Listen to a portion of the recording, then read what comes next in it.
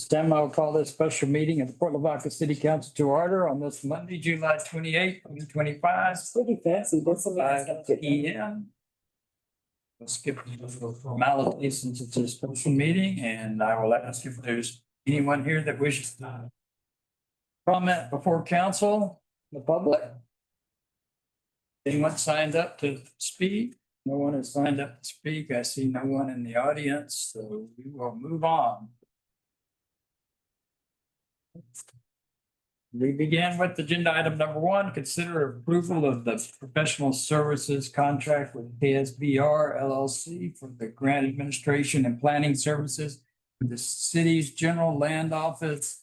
Contract number 23-160-104-F112. Cody? Your call, Mayor Council, that the project was or the consultant that was selected for this project was KSBR. And we are coming back with the professional services contract after working with them and their sub-consultant, Baxter. Can't think of Baxter. There you go. And I think I've sent you copies of Baxter's contract with them, the schedule and everything. This all meets with GLO's requirements.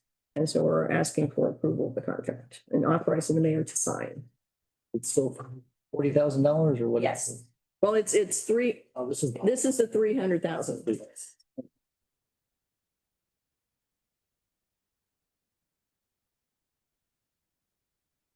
And it's being paid for with the grant dollars. Yeah, make a motion to approve the grant or the professional service contract. Okay. Motion in the second approving the personal services contract with KSBR LLC. The grant administration providing services for the city's general land office contract is stated. All in favor, say aye. Aye. Aye. Opposed, same sign. And none opposed, motion passes. All right, we'll move to agenda item number 2, consider resolution number -072825-1 of the city of Port Lavaca, Texas, authorizing signatories for the awarded community development block grants mitigation program resilient community program from the Texas General Land Office. Jody? This is just some housekeeping. This is a resolution for that same project that then authorizes or designates city mayor and myself as the contractual signatories, and the mayor, myself, and city finance director as financial signatories.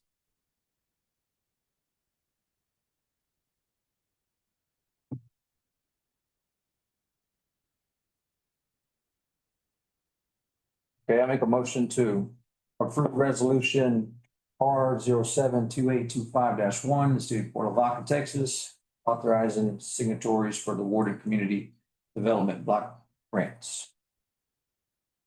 Second.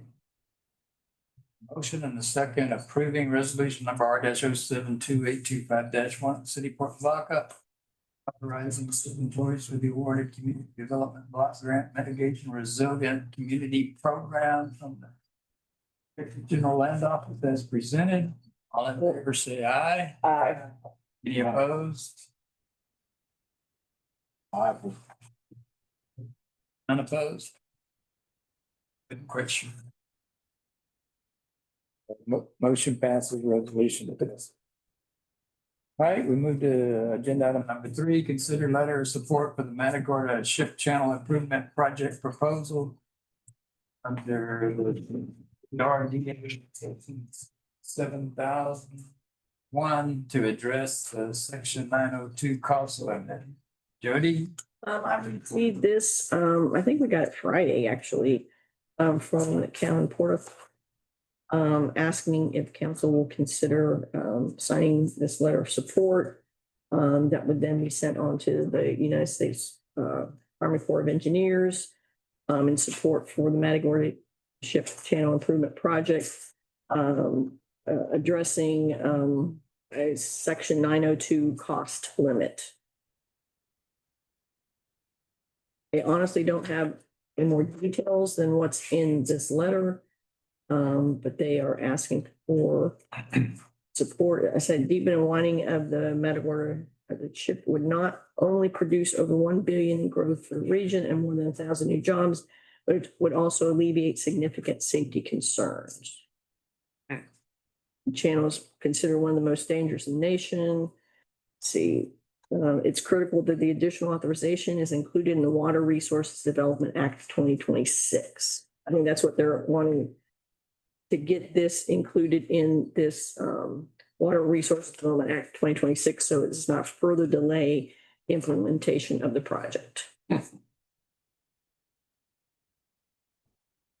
We're making motions here To support and I think the last time, each supporting council did sign, but at least either that or authorize the mayor to sign half of council or $1 billion in growth, bunch of jobs for the community. Future is for community though. It hadn't been true for our community. I'm sorry, Justin, go ahead on. I was kind of looking forward to seeing what your thoughts are on this. Because to me, it sounds good, but what do I not know here? Well, if the Corps of Engineers approves a thing, there's probably nothing, even without our support, it's going to get approved. But I know that a lot of like Formosa promised a bunch of jobs for Calhoun County. And as you can see, most of the jobs are not in Calhoun County. And we still have the highest unemployment rate in the local districts, all the district counties. So, yeah, there's going to be community, maybe the entire Victoria area community will benefit, but I don't think, as far as jobs, I don't see our unemployment rate dropping too much. But I'd like to see it drop, but I just don't see it changing. My main concern is the widening and deepening is going to undermine all the sediment and everything that's settled on top of that mercury, allowed to squeeze out. And then, it's a super fund over there. Mm-hmm. And in my opinion, it's kind of dangerous to be.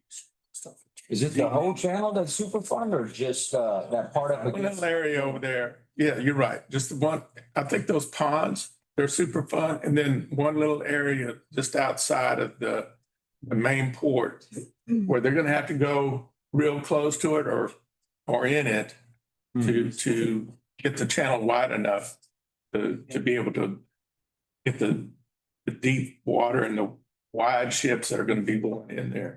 So it's going to happen whether we support it or not. But I guess I'm on clean water, make sure that our kids, the thing about mercury, it really doesn't kill people, but like if your kids or even adults eat the contaminated mercury fish, which we probably wouldn't, but if we did, it would affect our nervous system and it would affect them, permanently. So it's not something that you can clear up once you have that contamination. Yeah. That's thank you. I'm sorry for interrupting you, Justin. You had some other points? No, really, I was just, looking kind of optimistically at it that this, along with TERS and the redevelopment in this community, will hopefully capture some of those new jobs and the residents that come with it. So, in my mind, and the mercury stuff, I did go to that presentation at the Bower and they talked they took an 8-foot core sample at a certain depth. There was above the whatever prescription for acceptable mercury levels. It was like a sliver of that 8-foot. But yeah, will it get disturbed if people go digging around in there? Yes, but is it more confined to, in my understanding, what's right up against Alcoa and stuff like that? Yes. And I don't know that they're gonna take that dirt and do some sort of hazard mitigation on it. But I'm thinking that they will with the public eye on them and us all knowing the significance of that mercury contamination there. Yeah, But the rest of that 20, but we also know that, environmental in the state of Texas is pretty lax.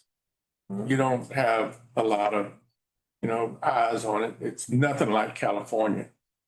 That wouldn't even be a proposal if it's in California. You couldn't get it. And so I just really, I guess clean water for me and having healthy seafood life is important. My family grew up shrimpers, had fishing industry, that kind of thing. And it's just important that a lot of people around here make their living off of.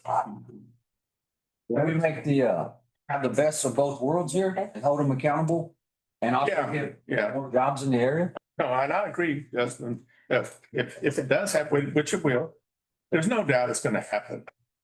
Money's gonna push it through. It's just, okay, can we hold them accountable? Is there any report that people get sick that you know? Back when there was a lot of contamination, the kids got, yeah. When When they first started? Yeah, but actually, back then, they didn't do a lot of testing on mercury. It was like, okay, it's a heavy metal too. And you got the sediment on top. And then it's confined in an area, but then you go and cut an edge out. The sediment's gonna push it, it's naturally gonna gravitate towards the channel. And when it gets in the channel, there's gonna be that turbulence from the props and it's gonna spread it. But again, I don't think even with our support, even if we didn't support it, it's not gonna stop it. I can see it. Yeah.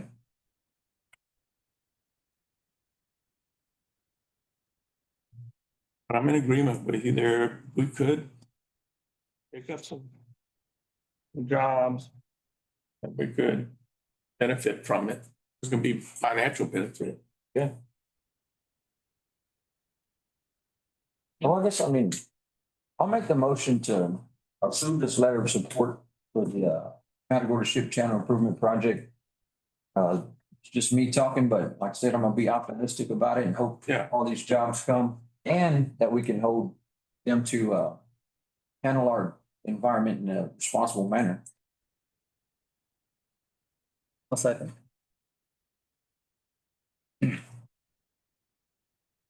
We have a motion and a second to approve the support letter for the Matagorda Ship Channel Improvement Project proposal. Presented. All in favor, say aye. Aye. Any opposed? Aye. Unopposed. Motion passes. Letter is approved. Are you, did you get that on the letterhead yet? Yeah, we're signing it now. Let me get the resolution that needs other signatures too. Motion to adjourn special meeting. Second. Wait for Mandy to. Okay. How you doing, Ron? I'm good, how are you? There you go. Sorry, I was late. Post. As we post. Busy. Yeah. Yes. Y'all work a lot. Depends on the side. You do. Yeah, work a lot. When, at one time, we were working really close with them. Yes, that's right. They were doing, helping folks with rental assistance. Mhm. And Okay. we had the contract and I'll sign that one. I'm gonna. I mean, it was. Resolution. No. I mean, in other words, I'm not forced to sign. True. They don't do that anymore, they don't do this. Midcoast does, I think They don't, My pen, I see. oh. Really? That's not your pen. it's mine. That is. What's? And to adjourn. Tim, pushing to adjourn. Jim and Rosie. Up and down. So yesterday. Oh, my wife. So we'll, we have a motion and a second to adjourn the special meeting. All in favor, say aye. Aye. Any opposed? None opposed. Oh, I saw you this one. Yeah. I was the one that chucked that rock in.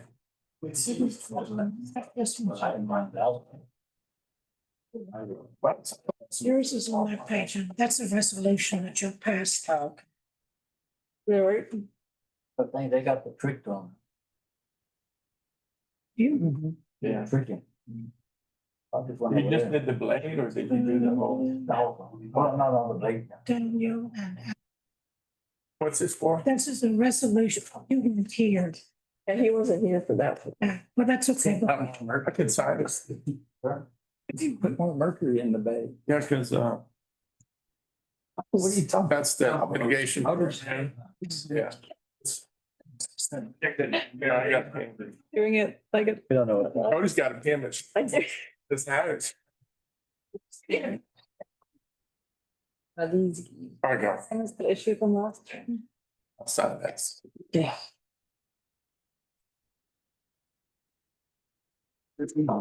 Yeah. One of ours.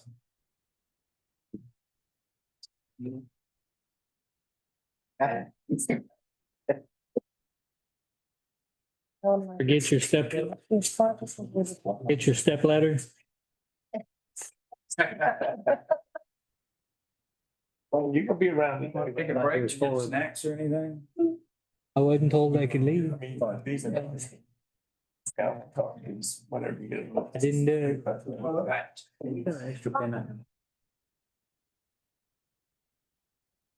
It's on our hands or either. Does KSBR stand for Kellogg? Got your tools. Katie, I think, Run my guys off. no, Katie Sellers. I don't remember what. No, sorry. I didn't. When you give me your number. There's Katie Sellers. That's why I make them by the room. Oh, really? Empty? We didn't get that when you were outside. If they lose what I provide on the truck, yes. This is like one type of something, and that's talking lively. Okay, it's like, if you look at it. Yeah. If you go, not in here, but if you go to like where it starts. The connection's 14. Do we wanna get a copy of last year's? I gotta do that real quick. Yeah, Maybe just from I gotta get it from the budget. yeah, if you want to. But on And maybe. page 16, when it goes up, we're starting to put what the Yes. expended through this, through now. You want a copy of what last year's? Yeah, it doesn't have. Well, last year's would have just what. And what we. I can, that quarterly, yeah, and that quarterly project report that Katarina's doing now, that should help later say what we actually completed. Yeah, I know. I think is the wire. And remember standing with a piece of aluminum in your hand trying to get the TVs. This just talks about the next 5 years. Yeah, so this is now, it doesn't talk about that. Because that one's working just fine. Yeah, sure, so if we see it. I do understand. I thought about it this morning and then. I'm working on. Get so much. Maybe what I could do is put a page in here. And come up with like 39 million for the year. It's 941, right? Yeah, I think getting on the issue. Around with it, Bluetooth to it. I think of it. A lot of it's, Yeah. is our switch. I think you would hear from, but I mean, I wouldn't you? And it will be like. And then sure. Since it's not one of those 5 years. Something Yeah. that He sounds scheduled. just got in the past. I understand. You take.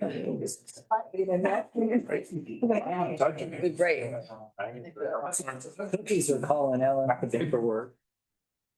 Before we start. Oh, Think start so they get bad.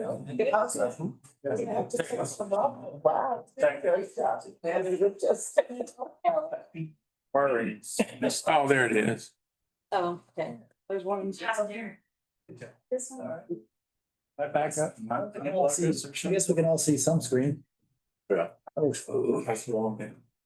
That one in. That one's probably the most important TV. They're playing. So it's the biggest one. yes, it is. Yeah, Oh, whether the track. nice format. Yeah. Not the most flattering picture of the projects. Too, right? Yeah. Yeah, we're good. Is that, there's, There you go. What did you touch? They, I don't know, think it's behind the the thing.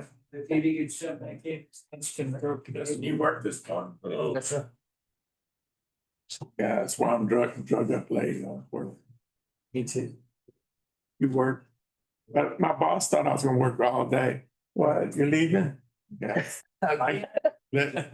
Again. Well, there you see that. I stayed late on Friday, to pick up the hours.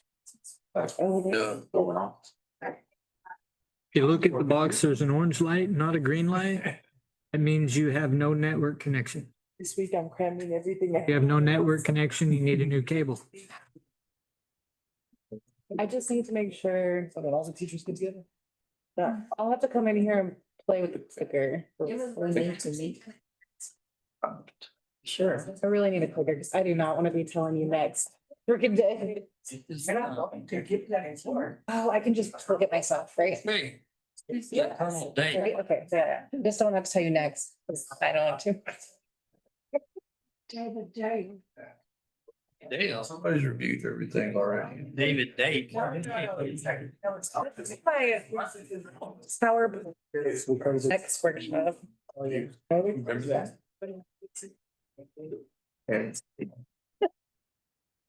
Shit. Did you take a year off between?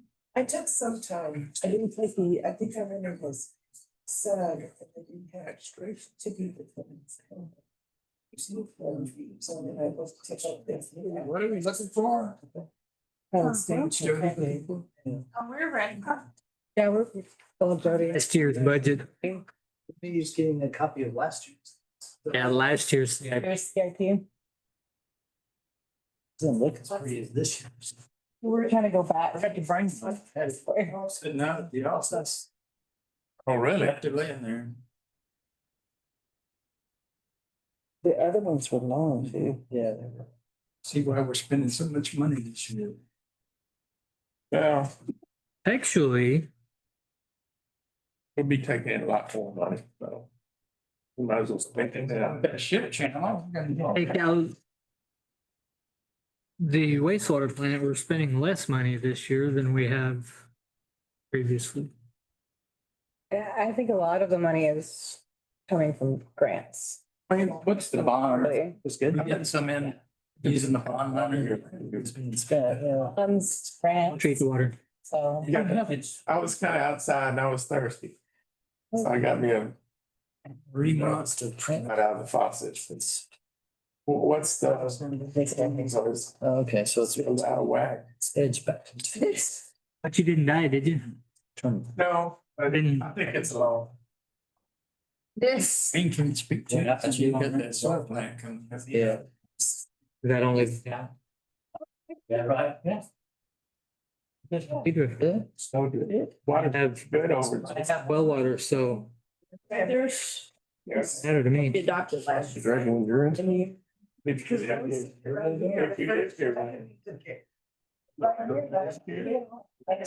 No, I don't treat it, so I'm not gonna drink it.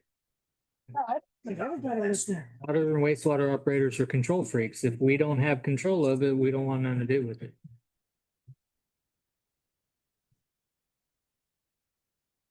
That was last year's year. My goodness, this is last year's. This is old news. That's what we adopted last year, yeah.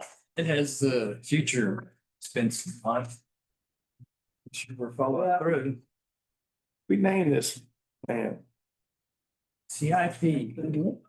Oh, we did. Kip. Kip. We named it Kip. Plan, but we had a break. Okay. All right. Had a car? Oh, no. This time I will call this workshop meeting in Port Lavaca City Council to order on this Monday, July 28, 2025, 1:31 PM. Thank you. Skip the usual formalities. I will have to ask if there's anyone from the public here that wishes to make a comment. When has anybody signed up? The only staff out in the audience, if there's no one here to speak for council, so we will move on to the regular agenda, which is to review and discuss capital improvement and other plans for the 2025-2026 fiscal year budget. Jody? Mayor, and also, the finance committee and staff have been working really hard. We're gonna bring to you today, it has, what we've been doing in, the years past was just basically looking at, this coming year and for 5 more years. We've also gone through and there is basically a project page for each potential project that we can, edit as we see fit as we're moving forward, but it will continue through the 5-year program until it's, ultimately complete. I don't know with that. You want to kind So we're pretty much pages 2 through 15. Those are just summary pages, which is pretty much what you were getting last year on CIP. So this year, what we were trying to do is to go back to giving you more information on each project by providing some sort of justification, description, source of funds.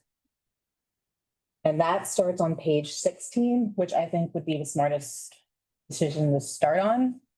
and we thought we could go through the projects, and on the project page, it kind of shows where we're at this point where we're proposing fitting them into 5 years. We can also refer back to the overall schedule.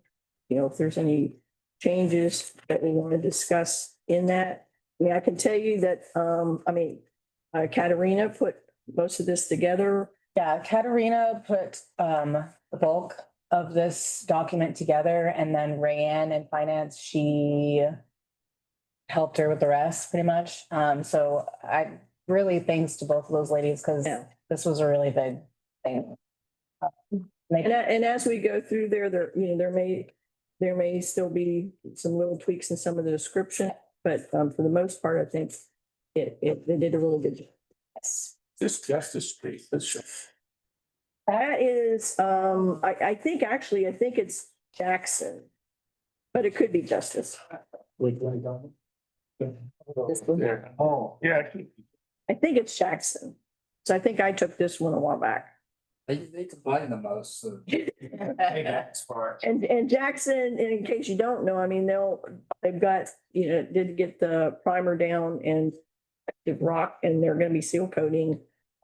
It's supposed to be like today or tomorrow.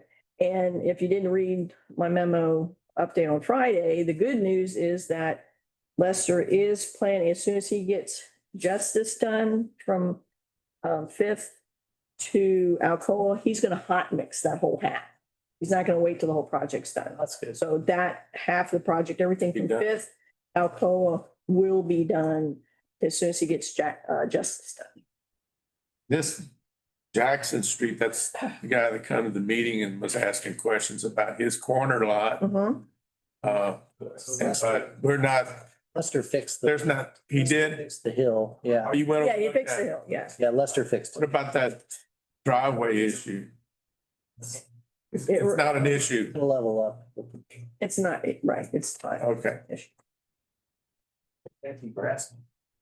yeah, I was just wondering. So if that's okay, we can just kind of go through project by project. Okay, so page 17, and it's gonna start with streets and drainage. Yeah, that's perfect. Yeah. Yeah, so we have Independence, which is all bond funds. And so, yeah, so each year we've kind of put aside, we gotten the Trent to get, kind of get an idea of how much we'd be looking at for And on these pages too, there is a little column that says expended through FY 25. So that's just showing how much we have spent with this project as of now. Yeah, yeah. So there could still be a little bit more essential, yes. into this. It's the 2 months left. But the two columns, that's the total expenditures expected, right? Pretty much, yes. Yeah, because we should be done with that end of 20, For Independence, yeah, we should be done 2026. yeah. Jody, is there anything we can do to speed this up? I mean, anything we can help these people out with? Cause like they're doing Independence in a whole neighborhood and it's all gonna take the same time frame. Is that right? He will, no, he should be done with Independence before he's totally done with Alamo Heights, I would think. I mean, We started in 2023 and it finishes 3 years later. not 20. No, it started in The financial part of it started in 20. They didn't start work until We had beginning of this year. over a year's worth of engineering in there. Okay, so they're 6 months in right now? It's months, but I think it's maybe almost. I mean, what I can tell you on Independence is that now that he's got staff is his subcontractor and they're done with Smith Road, so he's getting them, getting them back to finish up the shared use path on Independence. And they've gotten part of that started, and I went by that Friday, it looked like they've got excavated out some more. So they get that done, then his plan is to have what Trent told me, to get it all shaped up and seal coated and hot mix by the end of August to open that section back up. And then the apartments then their access to the apartments will be from Sand Crab, and he'll close from Village to the apartments, get that part done. And then I guess then switch everything up and look on the west portion. Are you gonna be able to drive through there before school starts or not? No, No, nothing's gonna change, that's fine. I mean, the school would rather just not change anything because everybody's used to where it is right now. They may be complaining, but they're used to it. And so before we change up anything as far as school goes, we would most likely wait for like a break, like Christmas break or Thanksgiving break or something we wouldn't want to do that right in the middle of the year. It confuses people more. Okay, just is Lester's philosophy to get these city contracts and go work on other jobs? And as time allows, we'll work on the city contracts? I mean, they've been. Well, that's a real thing. I mean, they do that to But plant. he's been pretty consistent working out at Alamo Heights. Okay.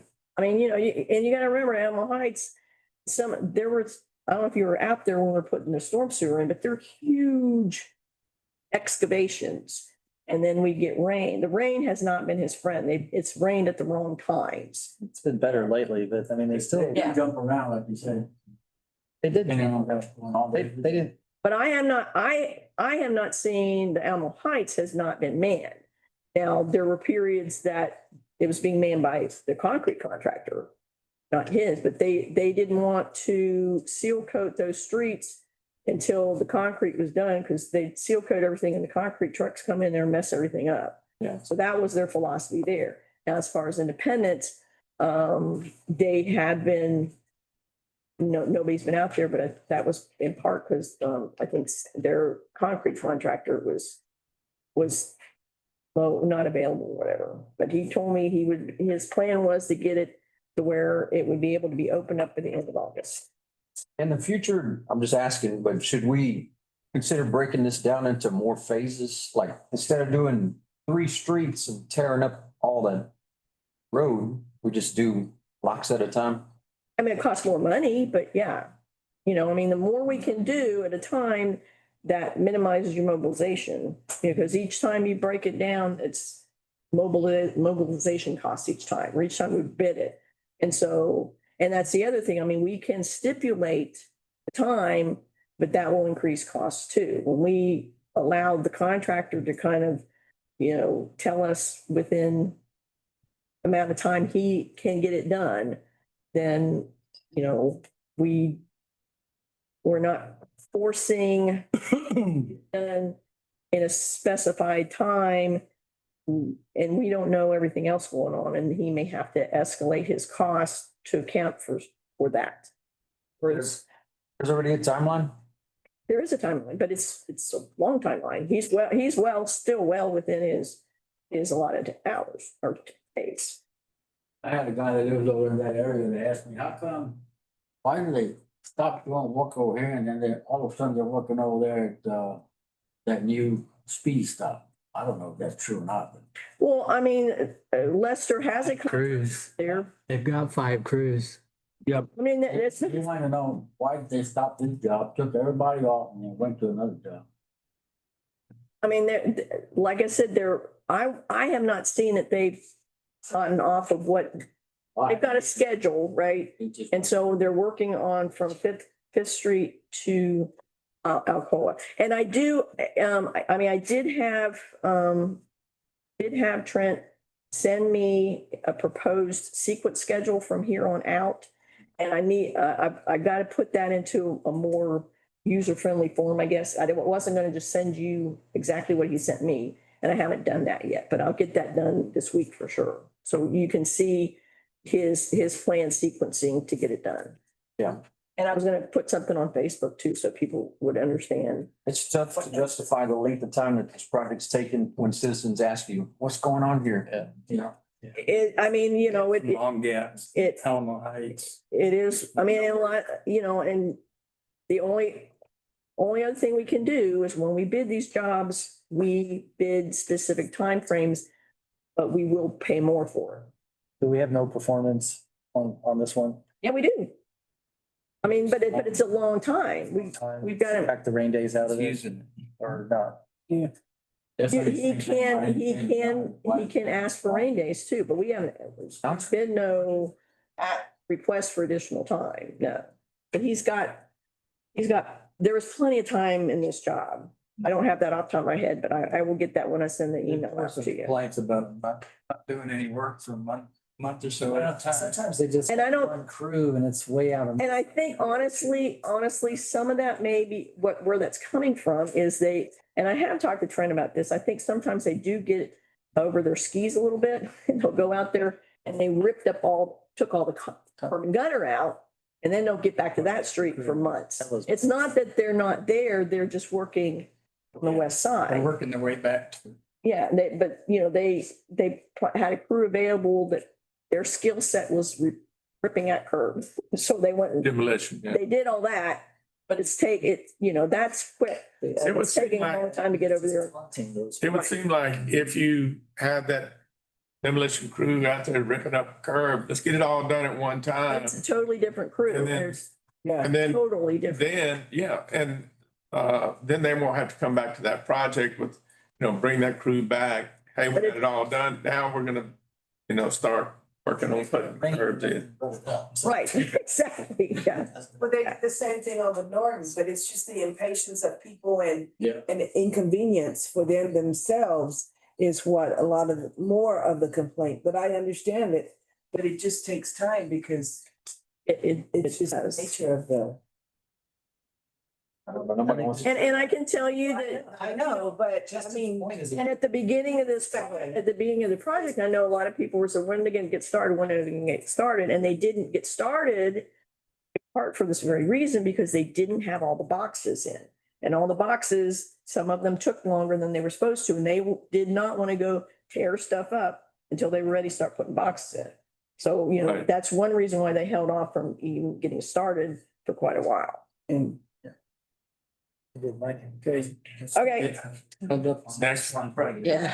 The next project would be Alamo Heights. Which we've been talking about Yeah. in conjunction with that. Okay, so we want to Seeing it, go to the next. finish this coming, and we've highlighted, these are the streets that are being done. And again, everything from Fifth to the southwest will be done, I would hope in the next few months. He's gonna hot mix everything before then moving on to really getting into these. When the other three streets are they on the schedule out several years or? No. Oh, you mean up in the north? Yeah. I mean, we talked about that and that's something we're, we, Yeah. That'd be phase 3 and phase. right, Area was. so is that, That's on 31 and beyond. okay, I think that we've got that. It's not, Well, it's on our list. It's just, it's not in here, because we're always for the next 5 years. I think it's just on there as we discussed. it's when we have the revenue. And I think right now it's being, to possibly use future bonds. And part of that is, there's some of that could be done in smaller sections. Some of it, even stuff that we could, some areas we may be able to even do in-house, but I mean, again, that section of it, most of it does not require any new storm sewer. That's where the big dollars come in. That's what we. Now, there's part of that on the southwest side that does have some new storm sewer. The rest of it doesn't. So a lot of that is simpler, and you just have to go in there and replace the curb and gutter, even scarify up what you got. It's a simpler process. So we've got that on the radar. We do not have exactly when we think we're gonna be able to do it though. Yeah. And then if you go to the next, it's Western Heights Rehab. Which is gonna be primarily 2024 bonds. Yeah, that was a project we selected last year to use the remaining bond funds on. Again, as you point out, one thing with these taking so long, we are continuing to generate interest. And so we'll be able to then utilize those interest dollars for some of this other stuff. Is this area eligible for grants? This area. You mean the, About 3, 4 years. oh. This is the only street. I mean, right now, the only place that I've been told that is a slam dunk is South Side anyway. So, And so, but it may be with surveys, we'd have to go through and survey it. Well, it used to be a low economical, that's why the streets haven't been done. And all that, since they were installed in the late 60s. 1800s. Might have even been, yeah. Yeah.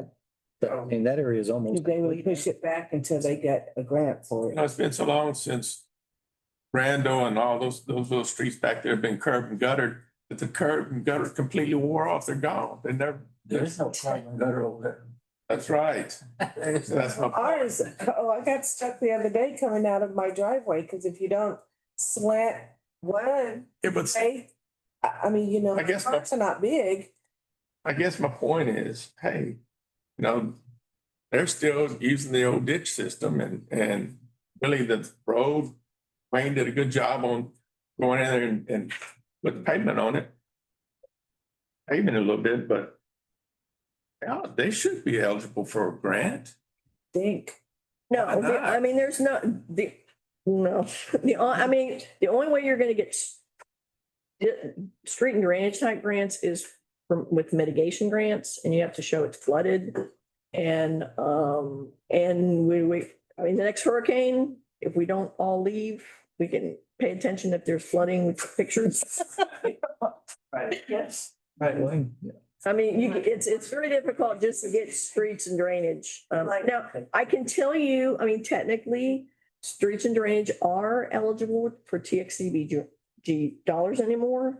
It's just that I still don't think we would score well enough. I mean, unless we were showing there's house flooding or something, your sewer and water is going to always take precedence. And again, those are like, what, $350,000 a pop. And then we've got in several of the neighborhoods where we would score well, we've got outliers that skew the score, which makes it hard. I mean, even in some of our lower income communities, we've got folks in that area that skew median income, so then it throws the balance off, so then they become ineligible. Well, you know, with the ditches, we need a place to be able to breed mosquitoes, so I guess that's. But believe me, we keep our eyes open for that. But those are just very few and far between coming. And it's usually as a result of a disaster declarations. Thank you, Ms. Beaver. This one here. So the next one would be the Village Road sidewalk from Cavalier to Port Lavaca Nursing, which we will be using general fund dollars for. We want to do this coming year. Yes. This would be, I think this was one of the projects that we did identify in our June meeting to try to get in this year. So, like, we're doing the CIP meeting now, but for instance, a month or two ago, the county partnered up with us and did Pikert and all that neighborhood over Yeah. there. How does that factor into this? That was done with just operating maintenance. Yeah. I mean, we were able to use money that we had budgeted for that came out of what Materials. I mean, it was a total, I think everything added up to around $60,000, I think. Oh, that's it? Yeah. What is it, a couple streets over there? The whole neighborhood. Whole neighborhood, yes. But see, I mean, the county did a great thing. I mean, we didn't have to pay for the scarifying or any of the labor. All we did is have to pay for the materials. Yeah. It's always dependent on Barbara Way. Yeah. And we did Porter the same way. So that was able to fit within our operating budget and not in CIP. So the next projects, going forward from here, they will be for, 2027 and beyond. So that means for the streets department, we're only 50,000 for CIP this year. Since the other projects are use of bonds. And so the next one would be Jade Bay and Bay Vista subdivision, 2027. For a total of 500,000. And of course, these amounts could change. So. And again, we've got those dollars split between 27 Streets over to us, do we ever accept them? Because wasn't there issues with those streets? Then we didn't want to accept them because they weren't done correctly? Oh, that was Jade Bay. I don't even know. I mean, And I've still on the fence about that. Jody and I were having that discussion just the other day. yeah, and I told him, I said that there's not a need to redo Jade Bay at this point, other than perhaps the cul-de-sacs in the back. Because the developer did come in like a year and a half ago and Silva Construction did redo the cul-de-sac and did redo several areas where grass was growing in the streets and rework them. And I mean, I think they're fine. There may be some, maintenance work we need to still do on the cul-de-sacs, but this is basically for Bay Vista. Bay Vista is the one. And I think the last time I priced it was like 2 years ago, it was like 300,000. So, I mean, by the time we do, it could easily be 500,000. Oh, we accepted Redfish Street yet? That's getting in bad shape. I mean, Because they open. it's one of those things that phase 3, only, I think we've got, phase 3 is the one that doesn't have the street, but the phase 1 and phase 2 that do have the streets in there. I mean, we've issued permits. I mean, I know there was an official acceptance of phase 1. And there was an acceptance of phase 2. I don't think it went through the same formal process that phase 1 did though. But nothing's been accepted. Road has not been accepted phase 3 because it's not there. There's, Yeah. well, those roads look like they're not gonna last. They look pretty rough, don't they? They're on my schedule for seal coat, but that's gonna be an in-house. Okay. Yeah, I think right now there's a few places that some point repairs that need to be done, but it doesn't need a whole rework, but there are some point repairs. So on this third phase, are we watching them bed that road so that maybe? They're gonna have to When they get started on it, do it over again. I mean, road is only like in some places 12 feet wide. Okay. They're gonna rework all that. Yeah, I've been trying to get a hold of this guy for 2 days. It's not really a road full of people. no, I know. I mean, at some point it had, I assume, that was even before I was around 20 feet of base, but they never did anything with it. So it's, parts of it are only like 12 feet wide. That's over in your, that's your district. Yeah, it Yeah. got annexed. Yeah, so we annexed it as part of the, oh, so, they pay taxes. The 3 houses that are there. Oh, there's like 6 now, maybe. So, but yeah, the roads are already deteriorating. So, I mean, the cracks, the grass is growing into them. And so, you've got a foot, 2 feet along the edge that's just grass. And then you got subsidence in several areas where that has to. They didn't hold up very well. And there's not that much driving on them, so. Once it fills out, I'm kind of. Yeah. Where's that at? Redfish. I don't know. Redfish, Okay, yeah. out there off the loop. Because it looks like people are starting to finally build out there, so. It's a couple of years. Yeah, I mean, I think it's, we'll definitely have to put some maintenance dollars out there. Or just what we did, on Mulberry, Yeah, curb in the street, curb is sinking down, the street's seeing up. okay, look at that. Then we have Brook Hollow Estates for Timberland, Elmore and LaSalle. And those are expected general fund dollars as well for 2027. It's a good price on that one. That's, but like I said, It's change. in-house, going in, zipping it and doing a seal coat like we did Henry Borden and. And looking at this 500,000, you probably have some in there for J Bay, Yeah, because I don't think Vegas shouldn't be that much, but like I said, you never know with pricing. Well, that Jane Bay's just across from the Brook Hollow Estates, right? yeah. Yes. In the back area. And like I said, I don't think it's gonna need more than just point repair. Because Silva did redo a lot of that about a year and a half ago.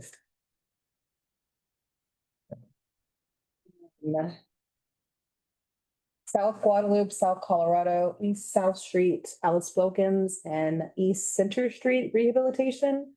Also for 2027 with general fund dollars. Of 500,000. We did apply for a grant in this area, but did not get it. We didn't. Did not, So why didn't we, so that's an income, we didn't qualify based on income there? we did, I mean, but we didn't score well enough. Right. So that's why. It did, right, it was eligible, we did apply, but, we didn't get asked for, we didn't get a call back. Like every third year we qualify for something, but you're saying those days are gone. This is no, those are the TXCBG dollars, which our applications are for sanitary sewer. Right. And what I was telling Alan is technically anymore, streets and drainage is eligible. It used to be, they're not even eligible. Because again, we're competing with others in our COG only. Well, the COG has opened that up. It's just that the scoring, I believe, would still lean favorably towards water and sewer versus this. Now, that's not to say if in fact we had documentation that there was, flooding in people's houses or was causing, issues, however, or we're able to document that would help in the scoring. It's just harder to get streets and drainage from TXCBG dollars. Yeah, they got some pretty rough spots over there. And the grant application we made was CDBG mitigation. But like I said, we didn't score well enough. Right here on that diagram where you got it colored in yellow or orange. There's a piece there that. Well, so like Chestnut and MLK was done with our big project. But I'm talking about on Guadalupe Street. Oh, like where Ken's house is at? Yeah, right there. Right there. Oh, I think it was just overlooked. But that street's in good shape. You need to get over. In good shape. Have your glasses on when you walk over there. Didn't you do some work in that area already? $1 in your neighborhood. Yeah, but not in this. No, we did, It was on this side, not on that did side. the curb and gutter in the first block And of, it's already got big. Guadalupe. Okay. But that's up one block from which it's not even shown. Yeah, I see So that. is this got like, say it's 2027, is that gonna start or anything? No, so since it's 2027, it's on here, But it's. To show that it's planned. It's not saying it's going to happen. I mean, again, we look at this every year and we can move things back or forth. yes. No, but right now, we're not proposing it for this coming year, but we're showing it for the following year in 27. So we'll look at that next year and make a decision. Do we have the money? Are we gonna be able to do it that next fiscal year? Or do we need to move it? Or, you know, sometimes our priorities change. Okay. But we've got it on here, so we know it's something to keep an eye on. And find monies for it. I don't think so either. The next project would be Brook Hollow's reconstruction. That one is, yes, Brook Hollow Drive, reconstruction. Drive. Mhm. We got a sidewalk too. And that would include the sidewalk, yeah. What page is that on? It's on page 24. 24. That's a great project and I can't wait to get them sidewalks. So many people walking in there, they'll be very happy to get off the road, you know? And this one is spanning 2027 and 2028 with general fund dollars. So Please, please, please, please, don't focus on the dollar amounts. I'm just letting you know. Subject to change. What? In a The good dollar way? amount. Don't focus, So this is actually on the low end. and I wouldn't The even, national average was showing the square yardage of Brook Hollow to cost around $8 million. Oh, that's crazy stuff. That's crazy talk. Okay. Well, we just did the sidewalk. How much would that be? Well, but see, Can't just do the sidewalk. that's the problem, maybe. Because what we were proposing to do is in building the sidewalk, essentially narrowing down Brook Hollow some. Oh, So really? that it's not such as, because it's a pretty wide street, so it's not such a racetrack. So one half of it has to be done with curb and gutter, and then that affects the profile of the whole street. It makes it complicated to only do one. You could, but in the long run, it's going to cost more money than just doing it. That street is wider than normal. I think it's 36 feet, It's 36. So what are y'all proposing to get it down to? more like maybe 30. 30? What, how big is the Smith Road sidewalk? Now, the sidewalk is 5 feet. I was talking, but the width, now the road, that's different. That's more of a, a thoroughfare because you got a turning lane on both sides. You wouldn't have it in a neighborhood. And Yeah. so, Not many people park on the street there on, because if I remember. and even if you do, I They mean. do. Yeah, they do. If you got a 30-foot road, you still have room to park on both sides, but it slows people down because it doesn't, if it's wider, people just have a tendency to drive faster. I mean, we won't be taking a lot out of it, but it's taking, maybe up 6 to feet. 5 feet out. You get 5 foot for the sidewalk and then a foot for curb and gutter. So, I mean, you're looking at 6 foot. My area, really, they narrowed it so that there were some cost savings there. Did it work out? Did anybody notice? They didn't notice, well, they noticed now because they were back, 10 years ago, people didn't park on the street like they do now. So now it's just like solid parking lots on both sides. And Oh, so my God. people notice because you have to Slow down. have to weed. Well, and that's it, it's a natural traffic calming measure. Yeah. People. So, but it does tend to reduce the traffic. Right, until you get clobbered by one of your local neighborhood guys coming home late at night. I've had to repair my truck 3 times because of that. I didn't park on the street. No, Yeah. car hit my truck in my driveway. Think maybe they didn't like you or something? Two of them were coming home from Omar's. That explains it. Okay, so the next two projects that you'll see are the phase one and phase two of Mayhem Street. Phase one is Virginia to Randall, and phase two is San Antonio to Virginia. It needs a real. Yeah, it, This is your project, Wayne? This is in-house? I think one of them is in-house. Part of it from Virginia Street to Randall. That's not in-house. That just, the road base has just failed too much. It's not something we can tackle. The rest of Mahan, we can do.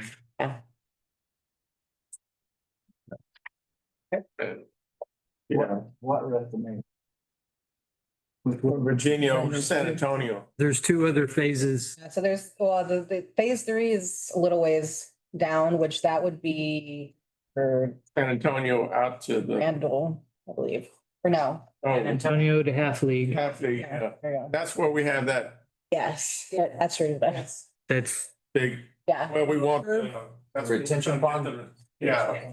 It's- well, let's get to, yeah, that's wrong.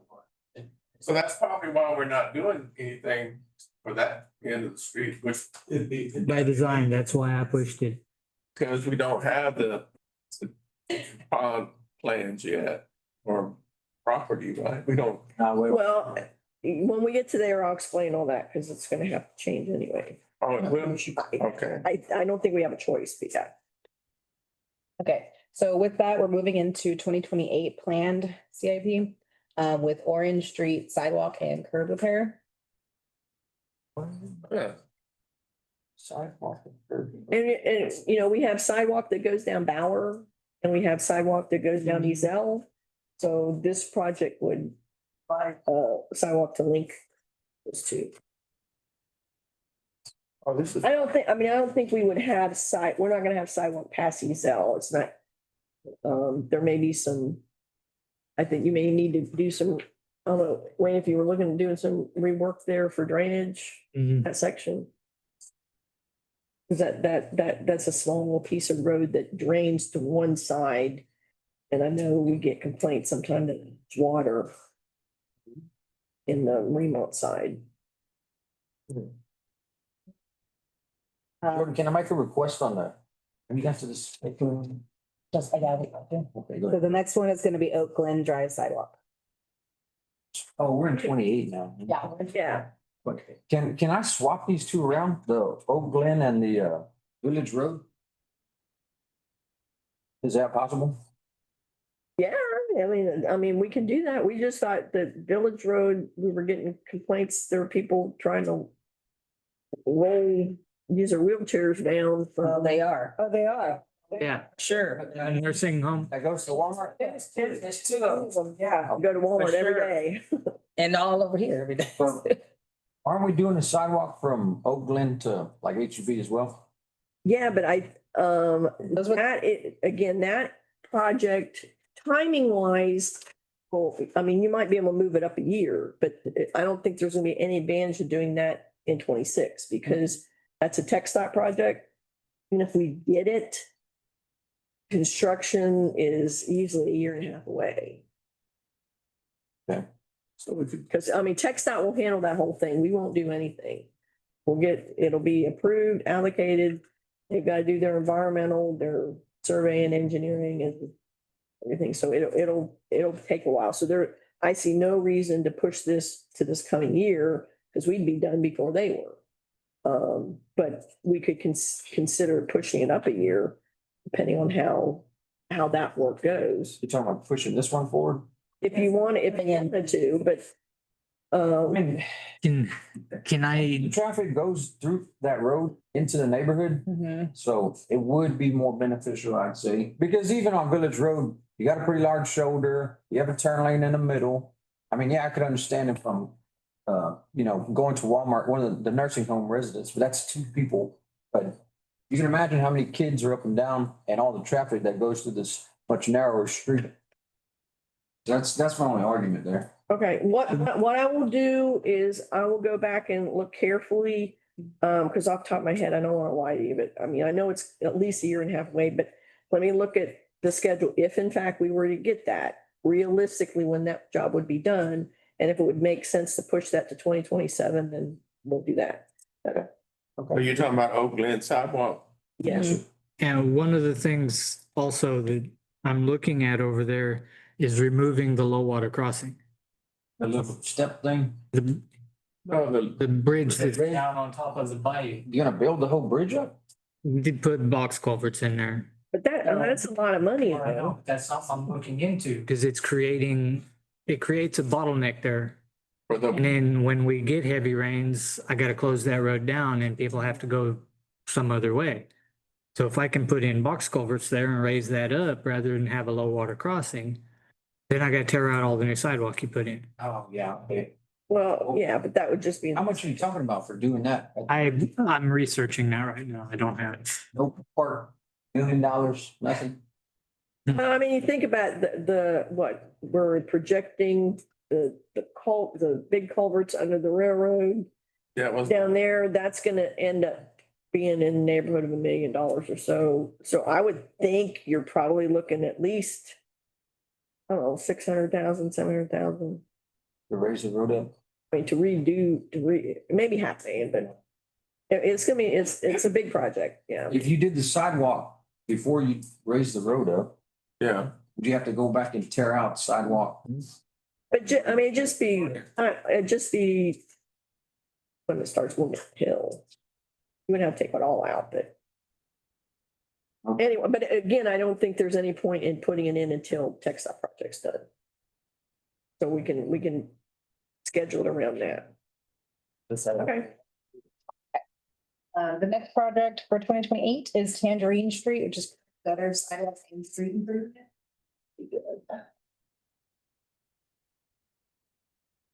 And then following that, Did you figure this? I mean, this is your guys, is this road work too? Or just point repair? This is just point repair. Okay, but okay. Repair sidewalk and curb and gutter. And that's replacing curb and gutter that's bad and repairing what we can repair in complete sidewalk replacement in areas where I don't think. sidewalks roll. Sidewalk that's salvageable. just out of curiosity, the Oak Glen and Brook Hollow Drive sidewalk, it's not a sidewalk on each side, just sidewalk on one side. One side, yeah. then we have Mildred Street rehabilitation for 2028 as well. And most likely, when we get to that point, we would work with the county. Did you work with Rexco on them? Yeah, right. And they offer. At one point, they did. And they will still do that. It's just, we have to wait on them and we've been waiting for 3 years. The opportunity has not come up. And wait till a lull in their work. They send all their equipment out to do, they're out there to make money. They're not making any money off of repairing their. I mean, I talked to Mickey regularly and he said, yeah, we'd be happy to do it whenever we get a lull in the business. That lull has not shown up yet. And I think it's longer than 3 years, Jody. It may be, I know, I've been talking to him, but. Yeah, right after that. Yeah, what does it look like when you partner up? Well, I mean, we never partner up with Rexco, but I mean, when we do with the county, we just pay the material and the county does everything. And essentially that was the arrangement we had talked about with Rexco. We would purchase the material and they would do all the, equipment and labor. They do a case study, see how quickly they complete it, Well, it's been 3 or 4 years. That's on Mildred, yeah. Well, it just went over 3 years, that they're waiting to get a lull in there. They just, I mean, they want to help. It's just not a priority for them. If I get with the county, we can have it done in, 4 to 6 weeks. Yeah. And I think we'll get, and that seemed to work well when we can fit with their schedule. And it's probably easier to work with on their schedule than it is with. The fairgrounds, David approached me the end of June. Yeah. And they just finished up. Yeah, I mean, in case you don't know, I mean, they came to us and they said, because he had to rent this factory for some work they were doing elsewhere in the county. And he said, they only needed it for like few days or week. He said, I got this thing for the whole month. Can we get together and let's fix Piker? And I said, yeah. We just paid for the material. We looked at our budget and we had enough in there, That was good. the patching. Smart. Okay. Okay. Then we have Seadrift Street rehabilitation from Austin to Bus Barn. That needs it too. So are you doing this one or is this gonna be? It's gonna be a partnership with the county again. Doing the other half of the, Cause we've compared that several times, right? I think only half of it though. Just half of it? They never did the whole part. We did half. Never did the other half. When Darren was here, we did, our guys did, see, we went from the bus barn to 1090, Yes, yeah. Yeah. they didn't do the bottom half. but we've got to go from Austin to the bus barn. And like a couple years ago, I think Butch did do Yeah, we did the east side lanes. Did a section of it. We did 2 lanes. That hold up? It's so far so yeah, good. I mean, They did. Okay. we've got some sections that are developing potholes, but they're in the lanes we didn't do. And I know it is hard to schedule yet because there's no point in doing it during the school year at all. And so, trying to get it scheduled and get done. Is that road gonna make it 3 years? It's pretty rough. A lot of traffic on that road too. Heavy duty traffic with the buses. Yeah, save us all speed bumps.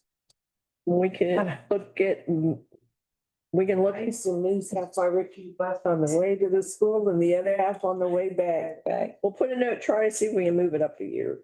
You guys hit trees. That's some patchwork we can do in the meantime. Yeah, I mean, I think they continually do. We're, we do point refers constantly on it. Probably get CCISD to partner up with Yeah, this. that's a good idea. They can take the teachers' raises and put it in the road. Always gotta.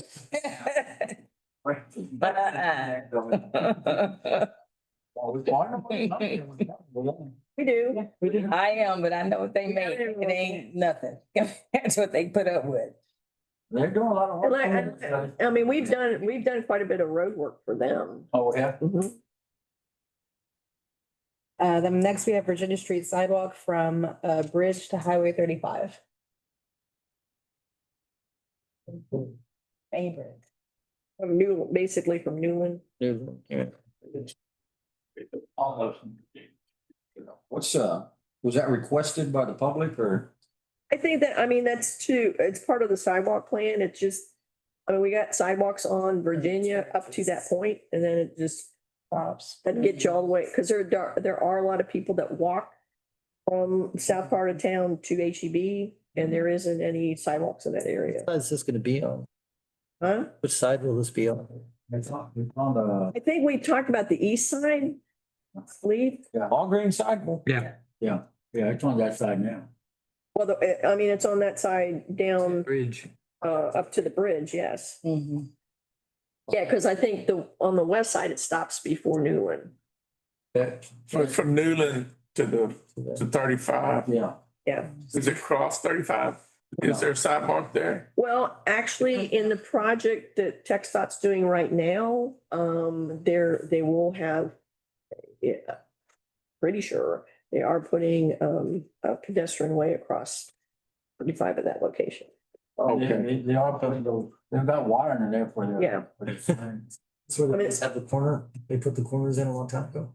Yeah, I mean, they're doing all the intersections on 35 except for the ones they've already done, which was, they've already done what They happened. did the one- They did yeah, Happy Road. Happy. They're doing Travis, Smith, this one, and 87. 87, not 35. Will this No, help? 87 at 35. 35 and 87, yeah. You said they're putting sidewalk at Travis, Smith, and And Virginia, and I'm not sure. They did Half League already. Yes.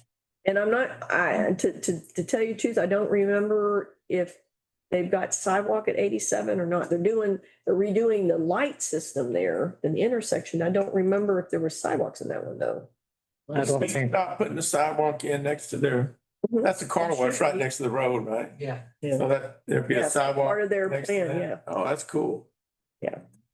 That corner of Newland Street and Virginia, water just proves that whenever it rains, it doesn't Newland. run off. And the reason why I can tell you is because When you turn there. it's because they don't keep the grass cut down low enough and the grass grows because it will drain. Who would do that? Memorial Medical. I mean, the people that are, yeah, as they're mowing, they just need to keep that cut down, or we need to extend that gutter system up for. The only reason I know it will drain is because I designed it. It will drain. This is higher, the gutters are higher, and then the grass gets in the way. You're saying it needs to be dug deeper? The grass grows too high, and so it won't pump, water won't flow uphill, so it sits there. But if you cut the grass down, there's enough fall from there to the concrete gutter, yes.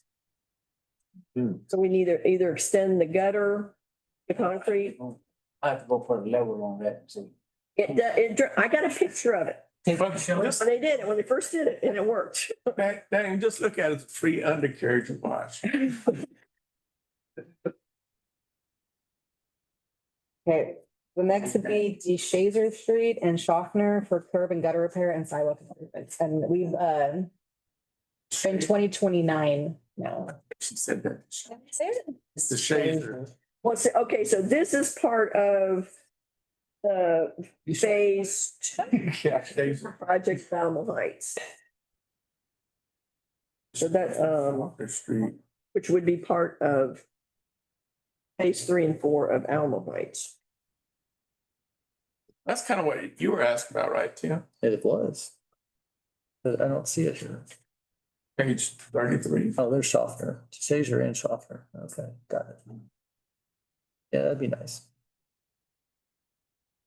We got that scheduled for 2082. The next project would be the phase 3 for the Mahan Street, which is halfway to San Antonio. Yeah. Oh, that's, okay, yeah, detention pond and all that.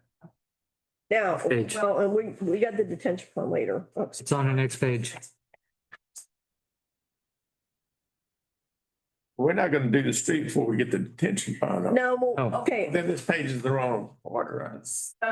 We got a pretty. Then the next project is the drainage detention pond, and that is, we have it in 2026, and that's the grant. It's the $9.1 million CDBG mitigation grant that we're getting.